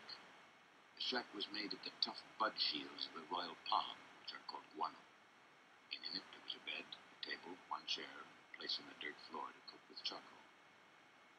On the brown walls of the flattened, overlapping leaves of the sturdy, fibered guano, there was a picture in color of the Sacred Heart of Jesus, and another of the Virgin of Cobre. These were relics of his wife. Once there had been a tinted photograph of his wife on the wall, but he'd taken it down because it made him too lonely to see it. It was on the shelf in the corner under his clean shirt. What do you have to eat? The boy asked. A pot of yellow rice with fish. Do you want some? No, I will eat it home. Do you want me to make the fire? No, I will make it later on, or I may eat the rice cold. May I take the cast net? Of course. There was no cast net. The boy remembered when they had sold it, but they went through this fiction every day. There was no pot of yellow rice and fish, and the boy knew this, too. 85 is a lucky number, the old man said. How would you like to see me bring one in that dressed out over 1,000 pounds? I'll get the cast net and go for sardines. Will you sit in the sun in the doorway? Yes, I have yesterday's paper, and I will read the baseball. The boy did not know whether yesterday's paper was a fiction, too, but the old man brought it out from under the bed. Perico gave it to me at the bodega, he explained. I'll be back when I have the sardines. I'll keep yours and mine together on ice, and we can share them in the morning. When I come back, you can tell me about the baseball. The Yankees cannot lose. I fear the Indians of Cleveland. Have faith in the Yankees, my son. Think of the great DiMaggio. I fear both the Tigers of Detroit and the Indians of Cleveland. Be careful, or you will fear even the Reds of Cincinnati and the White Sox of Chicago. You study it and tell me when I come back. You think we should buy a terminal of the lottery with an 85? Tomorrow is the 85th day. We can do that, the boy said, but what about the 87 of your great record? It could not happen twice. Do you think you can find an 85? I can order one. One sheet, that's $2.50. Who can we borrow that from? It's easy. I can always borrow $2.50. I think perhaps I can too. Try not to borrow. First you borrow, then you beg. Keep warm, old man, the boy said. Remember, we're in September. The month when the great fish come, the old man said. Anyone can be a fisherman in May. I'll go now for the sardines, the boy said. When the boy came back, the old man was asleep in the chair, and the sun was down. The boy took the old army blanket off the bed and spread it over the back of the chair and over the old man's shoulders. They were strange shoulders, still powerful, although very old. The neck was still strong, too. And the creases did not show so much when the old man was asleep and his head fallen forward. His shirt had been patched so many times that it was like the sail, and the patches were faded to many different shades by the sun. The old man's head was very old, though. With his eyes closed, there was no life in his face. The newspaper lay across his knees, and the weight of his arm held it there in the evening breeze. He was barefooted. The boy left him there. When he came back, the old man was still asleep. "Wake up, old man," the boy said, and put his hand on one of the old man's knees. The old man opened his eyes, and for a moment he was coming back from a long way away. Then he smiled. "What have you got?" he answered. "Supper," said the boy. "We're going to have supper." "I'm not very hungry." "Come on and eat. You can't fish and not eat." "I have," the old man said, getting up and taking the newspaper and folding it. Then he started to fold the blanket. "Keep the blanket around you," the boy said. "You'll not fish without eating while I'm alive." "Then live a long time and take care of yourself," the old man said. "What are we eating?" "Black beans and rice, fried bananas, and some stew." The boy had brought them in a 2-decker metal container from the terrace. 2 sets of knives and forks and spoons were in his pocket with a paper napkin wrapped around each set. "Who gave this to you?" "Morton, the owner." "I must thank him." "I thank him already," the boy said. "You don't need to thank him." "I'll give him the belly meat of a big fish," the old man said. "Has he done this for us more than once?" "I think so." "I must give him something more than a belly meat, then. He is very thoughtful for us." "He sent 2 beers." "I like the beer in cans best." "I know, but this is in bottles, Hathaway beer, and I take back the bottles." "That's very kind of you," the old man said. "Should we eat?" "I've been asking you to," the boy told him gently. "I have not wished to open the container until you were ready." "I'm ready now," the old man said. "I only needed time to wash." Where did you wash, the boy thought. The village water supply was 2 streets down the road. I must have water here for him, the boy thought, and soap and a good towel. Why am I so thoughtless? Let's get him another shirt and a jacket for the winter, and some sort of shoes, and another blanket. "Your stew is excellent," the old man said. "Tell me about the baseball," the boy asked him. "In the American League, it is the Yankees, as I said," the old man said happily. "They lost today," the boy told him. "That means nothing. The great DiMaggio is himself again." "They have other men in the team." "Naturally, but he makes the difference. In the other league, between Brooklyn and Philadelphia, I must take Brooklyn. But then I think of Dick Sisler and those great drives in the old park. There was nothing ever like them. He hits the longest ball I've ever seen." "Do you remember when he used to come to the terrace? I wanted to take him fishing, but I was too timid to ask him. And I asked you to ask him, and you were too timid." "I know it was a great mistake. He might have gone with us. Then we would have had that for all of our lives." "I would like to take the great DiMaggio fishing," the old man said. "They say his father was a fisherman. Maybe he was as poor as we are and would understand. The great Sisler's father was never poor, and he, the father, was playing in the big leagues when he was my age." "When I was your age, I was before the mast on a square-rigged ship that ran to Africa.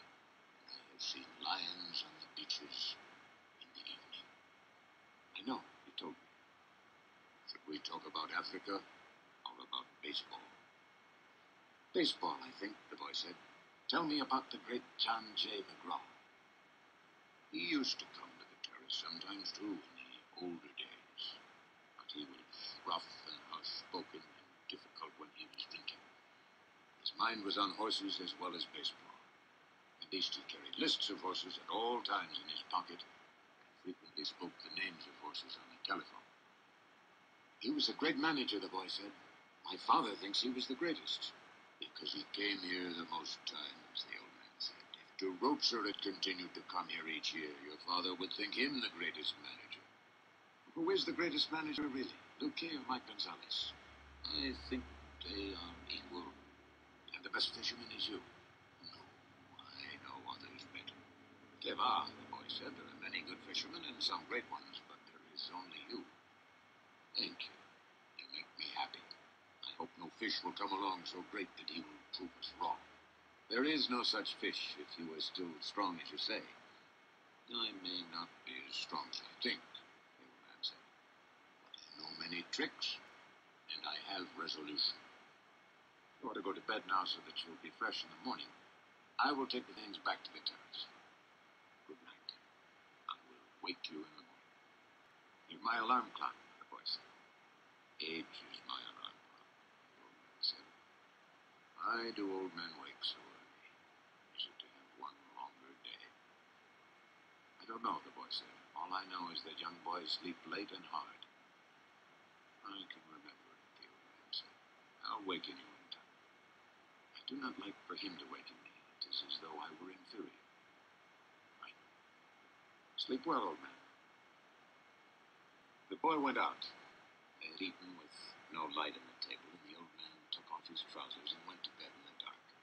He rolled his trousers up to make a pillow, putting the newspaper inside them. He rolled himself in the blanket and slept in the other old newspapers that covered the springs of the bed. He was asleep in a short time, and he dreamed of Africa when he was a boy, the long golden beaches and the white beaches, so white they hurt your eyes, and the high capes and the great brown mountains. He lived along that coast now every night, and in his dreams he heard the surf roar and saw the native boats come riding through it. He smelled the tar and oakum of the deck as he slept, and he smelled the smell of Africa that the land breeze brought in the morning. Usually when he smelled the land breeze, he woke up and dressed to go and wake the boy.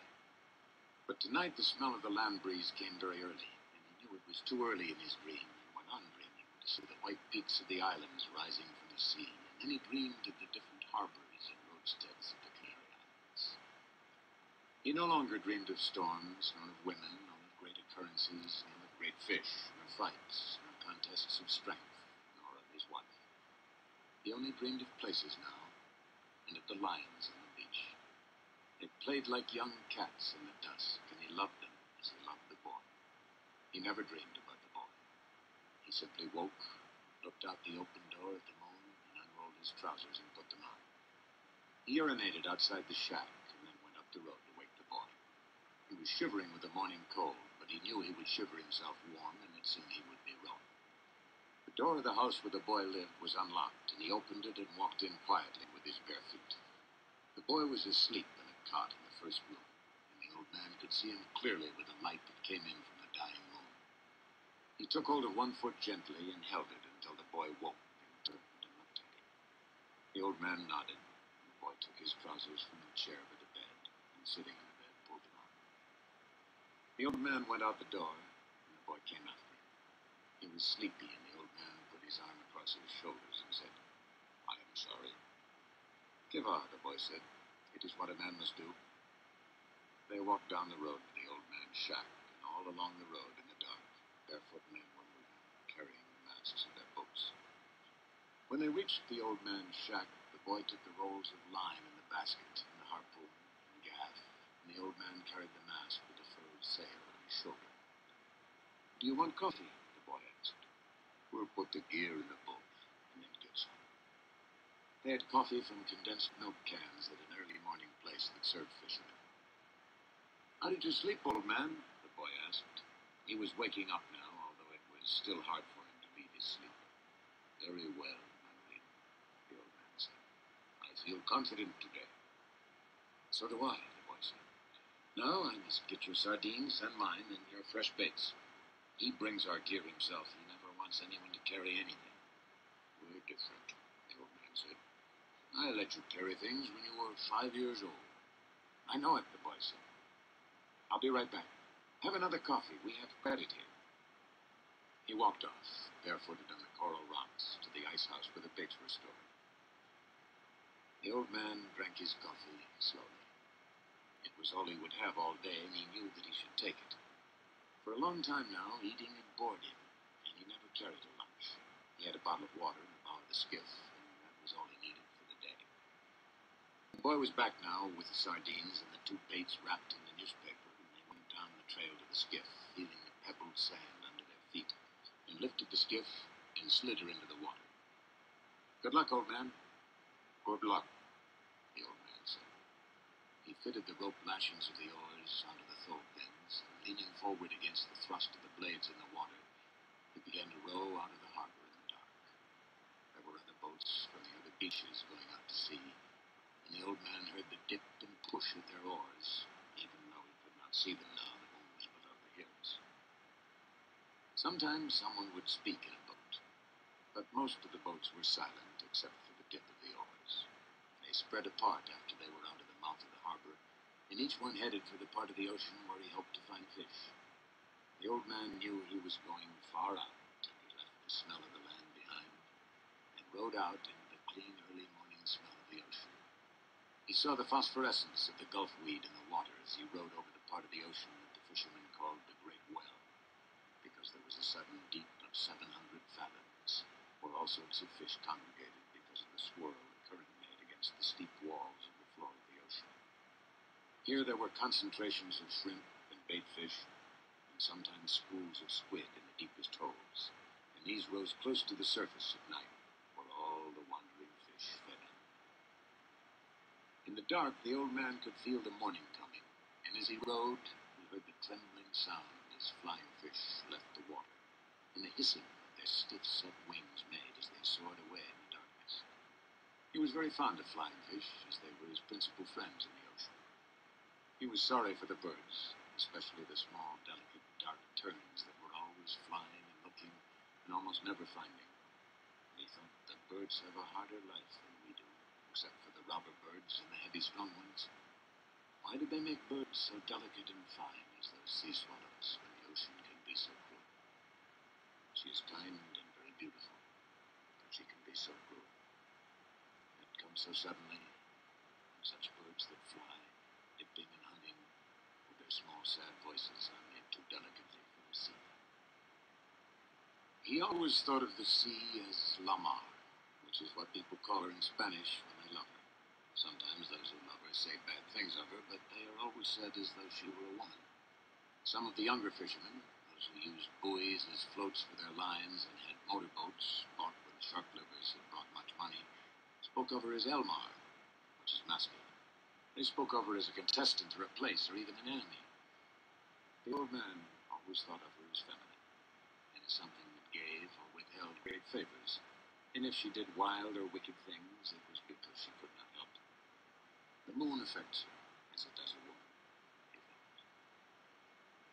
He was rowing steadily, and it was no effort for him since he kept well within his speed. The surface of the ocean was flat except for the occasional swirls of the current. He was letting the current do a third of the work. As it started to be light, he saw he was already further out than he'd hoped to be at this hour. I worked the deep wells for a week and did nothing, he thought. Today I'll work out where the schools of Benito and Albacore are. Maybe there will be a big one with them. Before it was really light, he had his baits out and was drifting with the current. One bait was down 40 fathoms, the second was at 75, and the third and fourth were down in the blue water at 100 and 125 fathoms. Each bait hung head down with the shank of the hook inside the baitfish, tied and sewed solid, and all the projecting part of the hook, the curb and the point, was covered with fresh sardines. Each sardine was hooked through both eyes so that they made a half garland on the projecting steel. There was no part of the hook that a great fish could feel which was not sweet-smelling and good-tasting. The boy had given him 2 fresh small tunas, or albacores, which hung on the 2 deepest lines like plummets, and on the others he had a big blue runner and a yellowjack that had been used before, but they were in good condition still and had the excellent sardines to give them scent and attractiveness. Each line, as thick around as a big pencil, was looped onto a green-sapped stick so that any pull or touch in the bait would make the stick dip. Each line had 2 40-fathom coils, which could be made fast to the other spare coils, so that if it were necessary, a fish could take out over 300 fathoms of line. Now the man watched the dip of the 3 sticks over the side of the skiff and rowed gently to keep the line straight up and down, with proper depths. It was quite light, and at any moment now the sun would rise. The sun rose thinly from the sea, and the old man could see the other boats, low in the water and well in toward the shore, spread out across the current. And the sun was brighter, and the glare came in the water, and then as it rose clear, the flat sea sent it back at his eyes so that it hurt sharply, and he rowed without looking into it. He looked down into the water, watched the lines that went straight down into the dark of the water. He kept them straighter than anyone did, so that at each level in the darkness of the stream there would be a bait waiting exactly where he wished it to be for any fish that swam there. Others let them drift with the current, and sometimes they were at 60 fathoms when the fishermen thought they were at 100. But he thought, I'd keep them with precision. Only I have no luck anymore. But who knows? Maybe today. Every day is a new day. It is better to be lucky, but I would rather be exact. Then when luck comes, you're ready.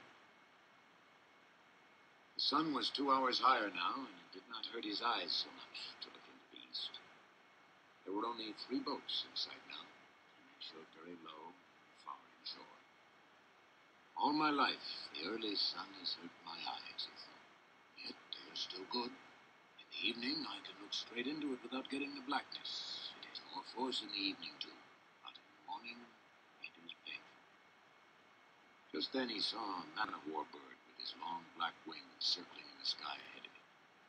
He made a quick drop, slanting down in his back-swept wings, and then circled again. He's got something, the old man said aloud.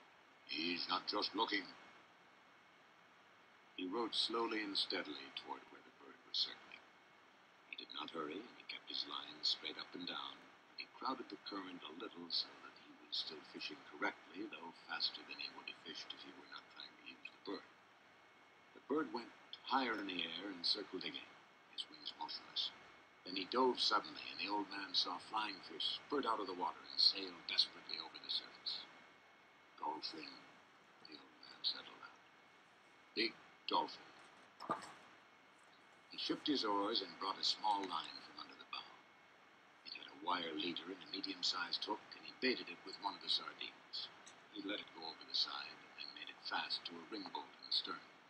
Then he baited another line and left it coiled in the shade of the bow. He went back to rowing and to watching the long-winged black bird who was working now low over the water. As he watched, the bird dipped again, slanting his wings for the dive and then swinging them wildly and ineffectually as he followed the flying fish. The old man could see the slight bulge in the water that the big dolphin raised as they followed the escaping fish. The dolphin were cutting through the water below the flight of the fish and would be in the water driving at speed when the fish dropped. It is a big school of dolphin, he thought. They are widespread, and the flying fish have little chance. The bird has no chance. Flying fish are too big for him, and they go too fast. He watched the flying fish burst out again and again in the ineffectual movements of the bird. That school has gotten away from me, he thought. They're moving out too fast, too far. But perhaps I will pick up a stray, and perhaps my big fish is around them. My big fish must be somewhere. Clouds over the land now rose like mountains, and the coast was only a long green line with the gray-blue hills behind it. The water was a dark blue now, so dark that it was almost purple. As he looked down into it, he saw the red sifting of the plankton in the dark water, the strange light the sun made now. He watched his lines to see them go straight down out of sight into the water, and he was happy to see so much plankton because it meant fish. The strange light the sun made in the water, now that the sun was higher, meant good weather, and so did the shape of the clouds over the land. The bird was almost out of sight now. Nothing showed on the surface of the water but some patches of yellow, sun-bleached sargasso weed and the purple, formalized, iridescent, gelatinous bladder of a Portuguese man-of-war floating close beside the boat. It turned on its side and then righted itself. It floated cheerfully as a bubble with its long, deadly purple filaments trailing a yard behind it in the water. Agua mala, the man said. You whore. From where he swung lightly against his oars, he looked down into the water and saw the tiny fish that were colored like the trailing filaments and swam between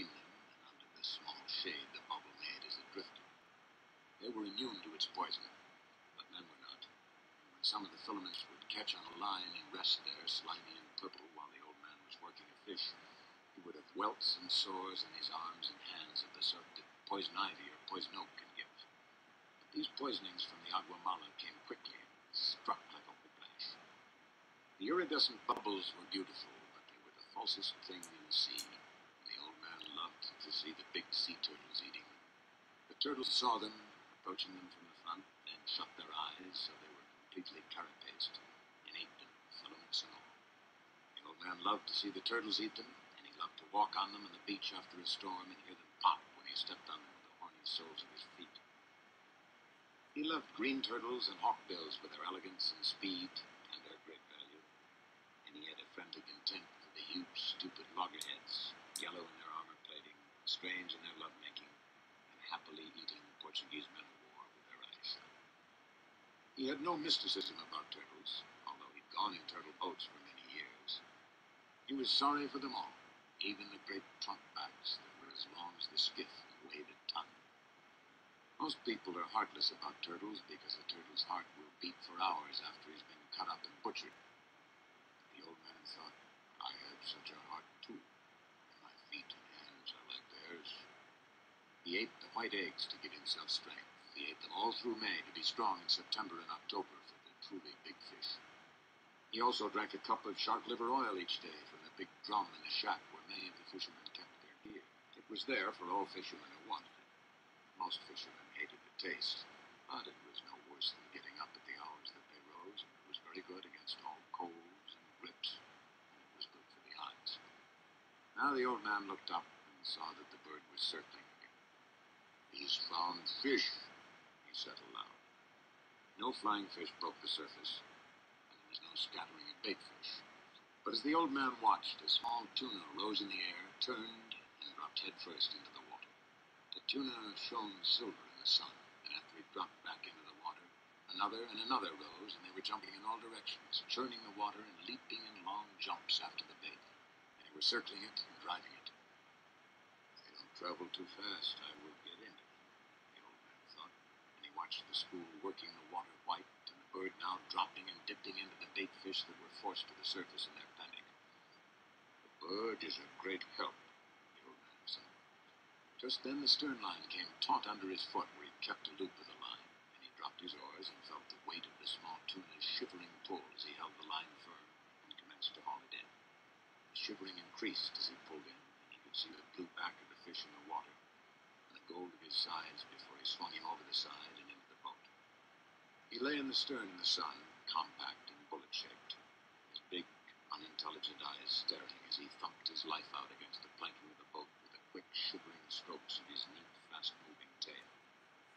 The old man hit him in the head for kindness and kicked him, his body still shuddering under the shade of the stern. Albacore, he said aloud, you'll make a beautiful bait. He'll weigh 10 pounds. He did not remember when he'd first started to talk aloud when he was by himself. He had sung when he was by himself in the old days, and he had sung at night sometimes when he was alone, steering on his watch in the smacks or in the turtle boats. He probably started to talk aloud when alone, when the boy had left, but he did not remember. When he and the boy fished together, they usually spoke only when it was necessary. They talked at night, or when they were storm-bound by bad weather. It was considered a virtue not to talk unnecessarily at sea, and the old man had always considered it so, respected it. But now he said his thoughts aloud many times, since there was no one they could have known. The others heard me talking out loud, they would think that I am crazy, he said aloud. But since I am not crazy, I do not care. And the rich have radios to talk to them in their boats and to bring them the baseball. Now is no time to think of baseball, he thought. Now is the time to think of only one thing, that which I was born for. There might be a big one around that school, he thought. I picked up only a straggler from the albacore that were feeding. But they are working far out and fast. Everything that shows in the surface today travels very fast to the northeast. Can that be the time of day, or is it some sign of weather that I do not know? He could not see the green of the shore now, but only the tops of the blue hills that showed white as though they were snow-capped, and the clouds that looked like high snow mountains above them. The sea was very dark, and the light made prisms in the water. Myriad flecks of the plankton were annulled now by the high sun, and it was only the great deep prisms in the blue water that the old man saw now, with his lines going straight down into the water that was a mile deep. The tuna, the fishermen called all fish of that species tuna, and only distinguished among them by their proper names when they came to sell them or to trade them for baits, were done again. The sun was hot now, and the old man felt it in the back of his neck, felt the sweat trickle down his back as he rowed. I could just drift, he thought, and sleep, and put a bite of line around my toe to wake me. But today is 85 days, and I should fish the day well. Just then, watching his lines, he saw one of the projecting green sticks dip sharply. Yes, he said. Yes, and shipped his oars without bumping the boat. He reached out for the line and held it softly between the thumb and forefinger of his right hand. He felt no strain or weight, and he held the line lightly. Then it came again. This time it was a tentative pull, not solid nor heavy, and he knew exactly what it was. 100 fathoms down, a marlin was eating the sardines that covered the point and the shank of the hook, with a hand-forged hook projected from the head of the small tuna. The old man held the line delicately, softly with his left hand, unleashed it from the stick. Now he could let it run through his fingers without the fish feeling any tension. This far out, he must be huge in this month, he thought. Eat them, fish. Eat them. Please eat them. How fresh they are, and you down there 600 feet in that cold water in the dark. Make another turn in the dark and come back and eat them. He felt the light, delicate pulling, and then a harder pull when a sardine's head must have been more difficult to break from the hook. Then there was nothing. Come on, the old man said aloud. Make another turn. Just smell them. They're lovely. Eat them good now. And then there's the tuna. Hard and cold and lovely. Don't be shy, fish. Eat them. He waited with the line between his thumb and his finger, watching it and the other lines at the same time, for the fish might have swum up or down. Then came the same delicate pulling touch again. He'll take it, the old man said aloud. God help him to take it. He did not take it, though. He was gone. The old man felt nothing. He can't have gone, he said. Christ knows he can't have gone. He's making a turn. Maybe he's been hooked before, and he remembers something of it. Then he felt the gentle touch on the line, and he was happy. It was only his turn, he said. He'll take it. He was happy feeling the gentle pulling, and then he felt something hard and unbelievably heavy. It was the weight of the fish, and he let the line slip down, down, down, unrolling off the first of the 2 reserve coils. As it went down, slipping lightly through the old man's fingers, he still could feel the great weight, though the pressure of his thumb and finger were almost imperceptible. What a fish, he said. He has it sideways in his mouth now, and he's moving off with it. And he will turn and swallow it, he thought. He did not say that because he knew that if you said a good thing, it might not happen. He knew what a huge fish this was, and he thought of him moving away in the darkness with the tuna held crosswise in his mouth. At that moment, he felt him stop moving. The weight was still there. Then the weight increased, and he gave more line. He tightened the pressure of his thumb and finger for a moment, and the weight increased and was going straight down. He's taken it, he said. Now I'll let him eat it. He let the line slip through his fingers while he reached down with his left hand and made fast the free end of the 2 reserve coils to the loop of the 2 reserve coils of the next line. Now he was ready. He had 3 40-fathom coils of line in reserve now, as well as the coil he was using. Eat it a little more, he said. Eat it well. Eat it so that the point of the hook goes into your heart and kills you, he thought. Come up easy and let me put the harpoon into you. All right. Are you ready? Have you been long enough, Tim? Now, he said aloud. Struck hard with both hands, gained a yard of line, and then struck again and again, swinging with each arm alternately, and the cord with all the strength of his arms, and the pivoted weight of his body. Nothing happened. The fish just moved away slowly, and the old man could not raise him an inch. His line was strong and made for heavy fish, and he held it against his back until it was so taut that beads of water were jumping from it. Then it began to make a slow hissing sound in the water, and he still held it, bracing himself against the thwart and leaning back against the pole. The boat began to move slowly off toward the northwest. The fish moved steadily, and they traveled slowly on the calm water. The other baits were still in the water, but there was nothing to be done. "I wish I had the boy," the old man settled down. "Being towed by a fish, and I'm the towing bit. I could make the line fast, but then it would break it. I must hold him all I can and give him line when he must have it. Thank God he's traveling and not going down. What I will do if he decides to go down, I don't know. What I'll do if he sounds and dies, I don't know. I'll do something. There are plenty of things I can do." He held the line against his back and watched it slant in the water and the skiff moving steadily to the northwest. "This will kill him," the old man thought. "He can't do this forever." 4 hours later, the fish was still swimming steadily out to sea, towing the skiff, and the old man was still braced solidly with a line across his back. "It was noon when I hooked him," he said, "and I have never seen him." He pushed his straw hat down on his head before he hooked fish, and it was cutting his forehead. He was thirsty, too, and he got down on his knees, and being careful not to jerk in the line, moved as far into the bow as he could get and reached the water bottle with one hand.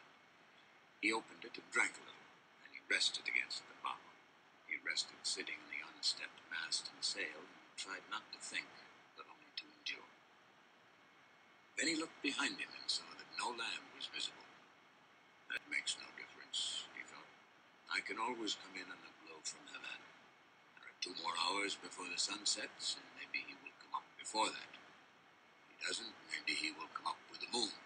If he does not do that, maybe he will come up with the sunrise.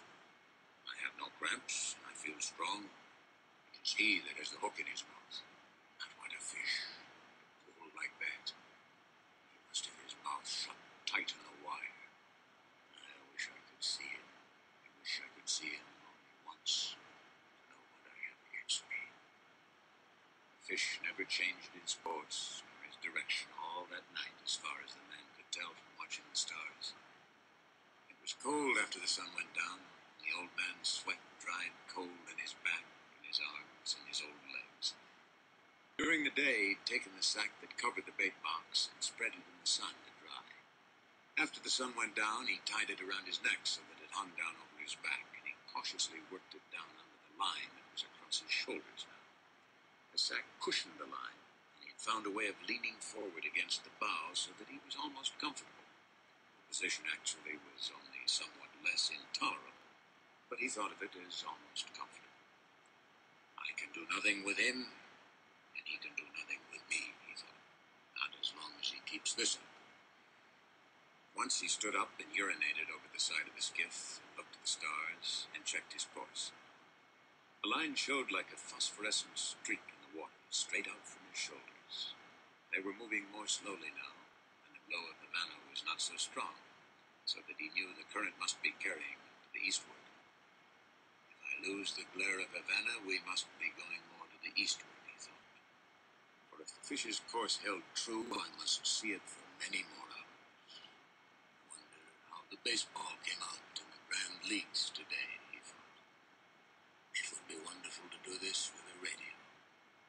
And he thought, "Think of it always. Think of what you are doing. You must do nothing stupid." Then he said aloud, "I wish I had the boy to help me and to see this." No one should be alone in their old age, he thought, but it is unavoidable. "I must remember to eat the tuna before he spoils in order to keep strong. Remember, no matter how little you want to, that you must eat him in the morning. Remember," he said to himself. During the night, 2 porpoises came around the boat, and he could hear them rolling and blowing. He could tell the difference between the blowing noise the male made and the sighing blow of the female. They're good, he said. They play and make jokes, love one another. They are our brothers, like the flying fish. Then he began to pity the great fish that he'd hooked. He's wonderful, strange, and who knows how old he is, he thought. Never have I had such a strong fish, or one who acted so strangely. Perhaps he is too wise to jump. He could ruin me by jumping, or by a wild rush. Perhaps he has been hooked many times before, and he knows that this is how he should make his fight. He cannot know that it is only one man against him, or that it is an old man. What a great fish he is, and what will he bring in the market if the flesh is good? He took the bait like a male, and he pulls like a male, and his fight has no panic in it. I wonder if he has any plans, or if he is just as desperate as I am. He remembered the time that he'd hooked one of a pair of marlin. The male fish always let the female fish feed first. The hooked fish, the female, made a wild, panic-stricken, despairing fight that soon exhausted her, and all the time the male had stayed with her, crossing the line and circling with her on the surface. He'd stayed so close that the old man was afraid he'd cut the line with his tail, which was sharp as a scythe, almost of that size and shape. When the old man had gaffed her and clubbed her, holding the rapier bill with its sandpaper edge and clubbing her across the top of her head until her color turned to a color almost like the backing of mirrors, and then with the boy's aid hoisted her aboard, the male fish had stayed by the side of the boat. Then, while the old man was clearing the lines and preparing the harpoon, the male fish jumped high into the air beside the boat to see where the female was, and then went down deep, his lavender wings that were his pectoral fins spread wide, and all his wide lavender stripes showing. He was beautiful, the old man remembered, and he had stayed. That was the saddest thing I ever saw with them, the old man thought. The boy was sad too, and we begged her pardon and butchered her promptly.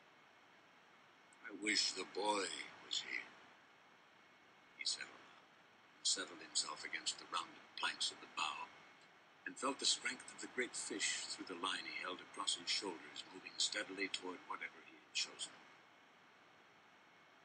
When once, through my treachery, it had been necessary to him to make a choice, the old man thought. His choice had been to stay in the deep, dark water far out beyond all snares and traps and treacheries. My choice was to go there to find him beyond all people. Beyond all people in the world. Now we are joined together, and have been since noon. No one to help either one of us. Perhaps I should not have been a fisherman, he thought. But that was the thing that I was born for. I must surely remember to eat the tuna after it gets light. Sometime before daylight, something took one of the baits that were behind him. He heard the stick break, and the line began to rush out over the gunwale of the skiff. In the darkness, he loosened his sheath knife, and taking all the strain of the fish on his left shoulder, he leaned back and cut the line against the wood of the gun. Then he cut the other line closest to him, and in the dark made the loose ends of the reserve coils fast. He worked skillfully with the one hand and put his foot in the coils to hold them as he drew his knots tight. Now he had 6 reserve coils of line. There were 2 from each bait he had severed, and 2 from the bait the fish had taken. They were all connected. After it is light, he thought, I will work back to the 40-fathom bait and cut it away too, and link up the reserve coils. I will have lost 200 fathoms of good Catalan cartel, and the hooks and leaders. That can be replaced. Who replaces this fish if I hook some fish and it cuts him off? I don't know what that fish was that took the bait just now. It could have been a marlin or a broadbill or a shark. I never felt him. I had to get rid of him too fast. Aloud he said, I wish I had the boy. But you haven't got the boy, he thought. You have only yourself, and you'd better work back to the last line now, in the dark or not in the dark, and cut it away and hook up the 2 reserve coils. So he did it. It was difficult in the dark, and once the fish made a surge that pulled him down in his face and made a cut below his eye. The blood ran down his cheek a little way, but it coagulated and dried before it reached his chin, and he worked his way back to the bow and rested against the wood. He adjusted the sack and carefully worked the line so that it came across a new part of his shoulders, and holding it anchored with his shoulders, he carefully felt the pull of the fish, and then felt with his hand the progress of the skiff through the water. Wonder what he made that lurch for. The wire must have slipped on a great hill at his back. Certainly his back cannot feel as badly as mine does, but he cannot pull this skiff forever, no matter how great he is. Now everything is cleared away that might make trouble, and I have a big reserve of line, all that a man can answer. Fish, he said softly, aloud, I'll stay with you until I am dead. You stay with me too, I suppose, the old man thought, and he waited for it to be light. It was cold now, and the time before daylight, and he pushed against the wood to be warm. I can do it as long as he can, he thought, and in the first light the line extended out and down into the water. The boat moved steadily, and when the first edge of the sun rose, it was on the old man's right shoulder. He's headed north, the old man said. The current would have set us far to the eastward, he thought. I wish he would turn with the current. That would show that he was tiring. When the sun had risen further, the old man realized that the fish was not tiring. There was only one favorable sign. The slant of the line showed he was swimming at a lesser depth. That did not necessarily mean that he would jump, but he might. God, let him jump, the old man said. I have enough line to handle him. Maybe if I can increase the tension just a little, it will hurt him and he will jump, he thought. Now that it is daylight, let him jump so that he'll fill the sacks along his backbone with air, and he cannot go deep to dock. He tried to increase the tension, but the line had been taut up to the very edge of the breaking point since he had hooked the fish, and he felt the harshness as he leaned back to pull, and knew he could put no more strain on it. I must not jerk it ever, he thought. Each jerk widens the cut the hook makes, and then when he does jump, he might throw it. Anyway, I feel better with the sun, and for once I do not have to look into it. There was yellow weed on the line, but the old man knew that only made an added drag, and he was pleased. It was the yellow gulf weed that had made so much phosphorescence in the night. Fish, he said, I love you and respect you very much, but I will kill you dead before this day ends. Let us hope so, he thought. A small bird came toward the skiff from the north. He was a warbler and flying very low over the water. The old man could see that he was very tired. The bird made the stern of the boat and rested there. Then he flew around the old man's head and rested on the line where he was more comfortable. How old are you? The old man answered the bird. Is this your first trip? The bird looked at him when he spoke. He was too tired even to examine the line, and he teetered on it as his delicate feet gripped it fast. It's steady, the old man told him. It's too steady. You shouldn't be that tired after a windless night. What are birds coming to? The hawks, he thought, had come out to sea to meet them. But he said nothing of this to the bird, who would not understand him anyway, and who would learn about the hawks soon enough. Take a good rest, small bird, he said, and go in and take your chance, like any man, or bird, or fish. It encouraged him to talk, because his back had stiffened in the night, and it hurt truly now. Stay at my house if you like, bird, he said. I'm sorry I cannot hoist the sail and take you in with the small breeze that is rising, but I am with a friend. Just then the fish gave a sudden lurch that pulled the old man down into the bow and would have pulled him overboard if he had not braced himself and given some line. The bird had flown up when the line jerked, and the old man had not even seen him go. He felt the line carefully with his right hand and noticed that his hand was bleeding. Something hurt him then, he said aloud, and pulled back on the line to see if he could turn the fish. But when he was touching the breaking point, he held steady and settled back against the strain of the line. You're feeling it now, fish, he said, and so, God knows, am I. He looked around for the bird now because he would have liked him for company. The bird was gone. You did not stay long, the man thought, but it is rougher where you are going until you make the shore. How did I let the fish cut me with that one quick pull he made? I must be getting very stupid. Perhaps I was looking at the small bird and thinking of it. Now I will pay attention to my work, and I must eat the tuna so that I will not have a failure of strength. I wish the boy were here, that I had some salt, he said aloud. Shifting the weight of the line to his left shoulder and kneeling carefully, he washed his hand in the ocean and held it there, submerged, for more than a minute, watching the blood trail away and the steady movement of the water against his hand as the boat moved. He has slowed much, he said. The old man would have liked to keep his hand in the salt water longer, but he was afraid of another sudden lurch with the fish, and he stood up and braced himself and held his hand up against the sun. It was only a line burn that had cut his flesh, but it was in the working part of his hand. He knew he would need his hands before this was over. He did not like to be cut before it started. Now, he said, when his hand had dried, I must eat the small tuna. I can reach him with a gaff and eat him here in comfort. He knelt down and found the tuna under the stern with a gaff and drew it toward him, keeping it clear of the coil lines. Holding the line with his left shoulder again and bracing on his left hand and arm, he took the tuna off the gaff hook and put the gaff back in place. He put one knee in the fish and cut strips of dark red meat longitudinally from the back of the head to the tail. They were wedge-shaped strips, and he cut them from next to the backbone down to the edge of the belly. When he'd cut 6 strips, he spread them out on the wood of the bow, wiped his knife in his trousers, and lifted the carcass of the bonito by the tail and dropped it overboard. Don't think I can eat an entire one, he said, and drew his knife across one of the strips. He could feel the steady, hard pull of the line, and his left hand was cramped.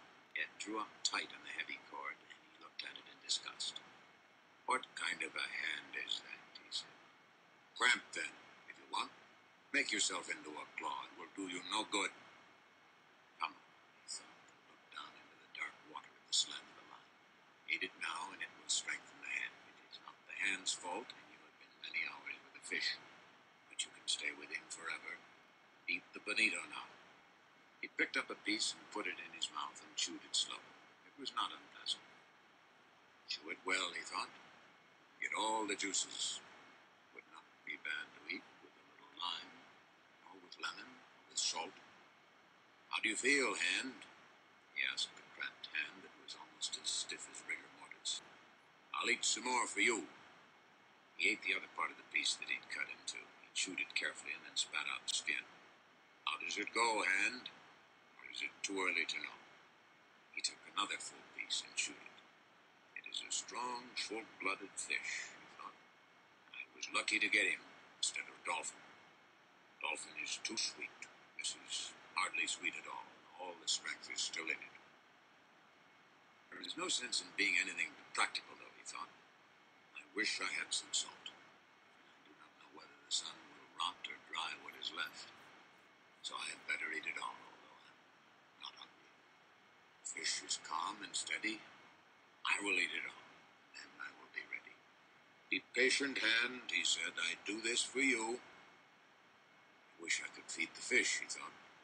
He is my brother, but I must kill him and keep strong to do it. Slowly and conscientiously, he ate all of the wedge-shaped strips of fish. He straightened up, wiping his hand on his trousers. Now, he said, you can let the cord go, hand, and I will handle him with the right arm alone until you stop that nonsense. He put his left foot on the heavy line that the left hand had held and lay back against the pull against his back. God help me to have the cramp go, he said, because I do not know what the fish is going to do. But he seems calm, he thought, following his plan. But what is his plan, he thought? What is mine? Mine I must improvise to his because of his great size. If he will jump, I can kill him, but he stays down forever. And I will stay down with him forever. He rubbed the cramped hand against his trousers and tried to gentle the fingers, but it would not open. Maybe it will open with the sun, he thought. Maybe it will open when the strong, raw tuna is digested. If I have to have it, I will open it, cost whatever it costs. I do not want to open it now by force. Let it open by itself and come back of its own accord. After all, I used it much in the night when it was necessary to free and untie the various lines. He looked across the sea and knew how alone he was now. But he could see the prisms in the deep dark water and the line stretching ahead and the strange undulation of the calm. The clouds were building up now for the trade wind, and he looked ahead and saw a flight of wild ducks etching themselves against the sky over the water, then blurring and etching again, and he knew no man was ever alone on the sea. He thought of how some men feared being out of sight of land in a small boat, and knew they were right in the months of sudden bad weather. But now they were in hurricane months, and when there are no hurricanes, the weather of hurricane months is the best of all the year. If there is a hurricane, you always see the signs of it in the sky for days ahead if you are at sea. They do not see it on shore because they do not know what to look for, he thought. The land must make a difference, too, in the shape of the clouds. We have no hurricane coming now. He looked at the sky and saw the white cumulus built like friendly piles of ice cream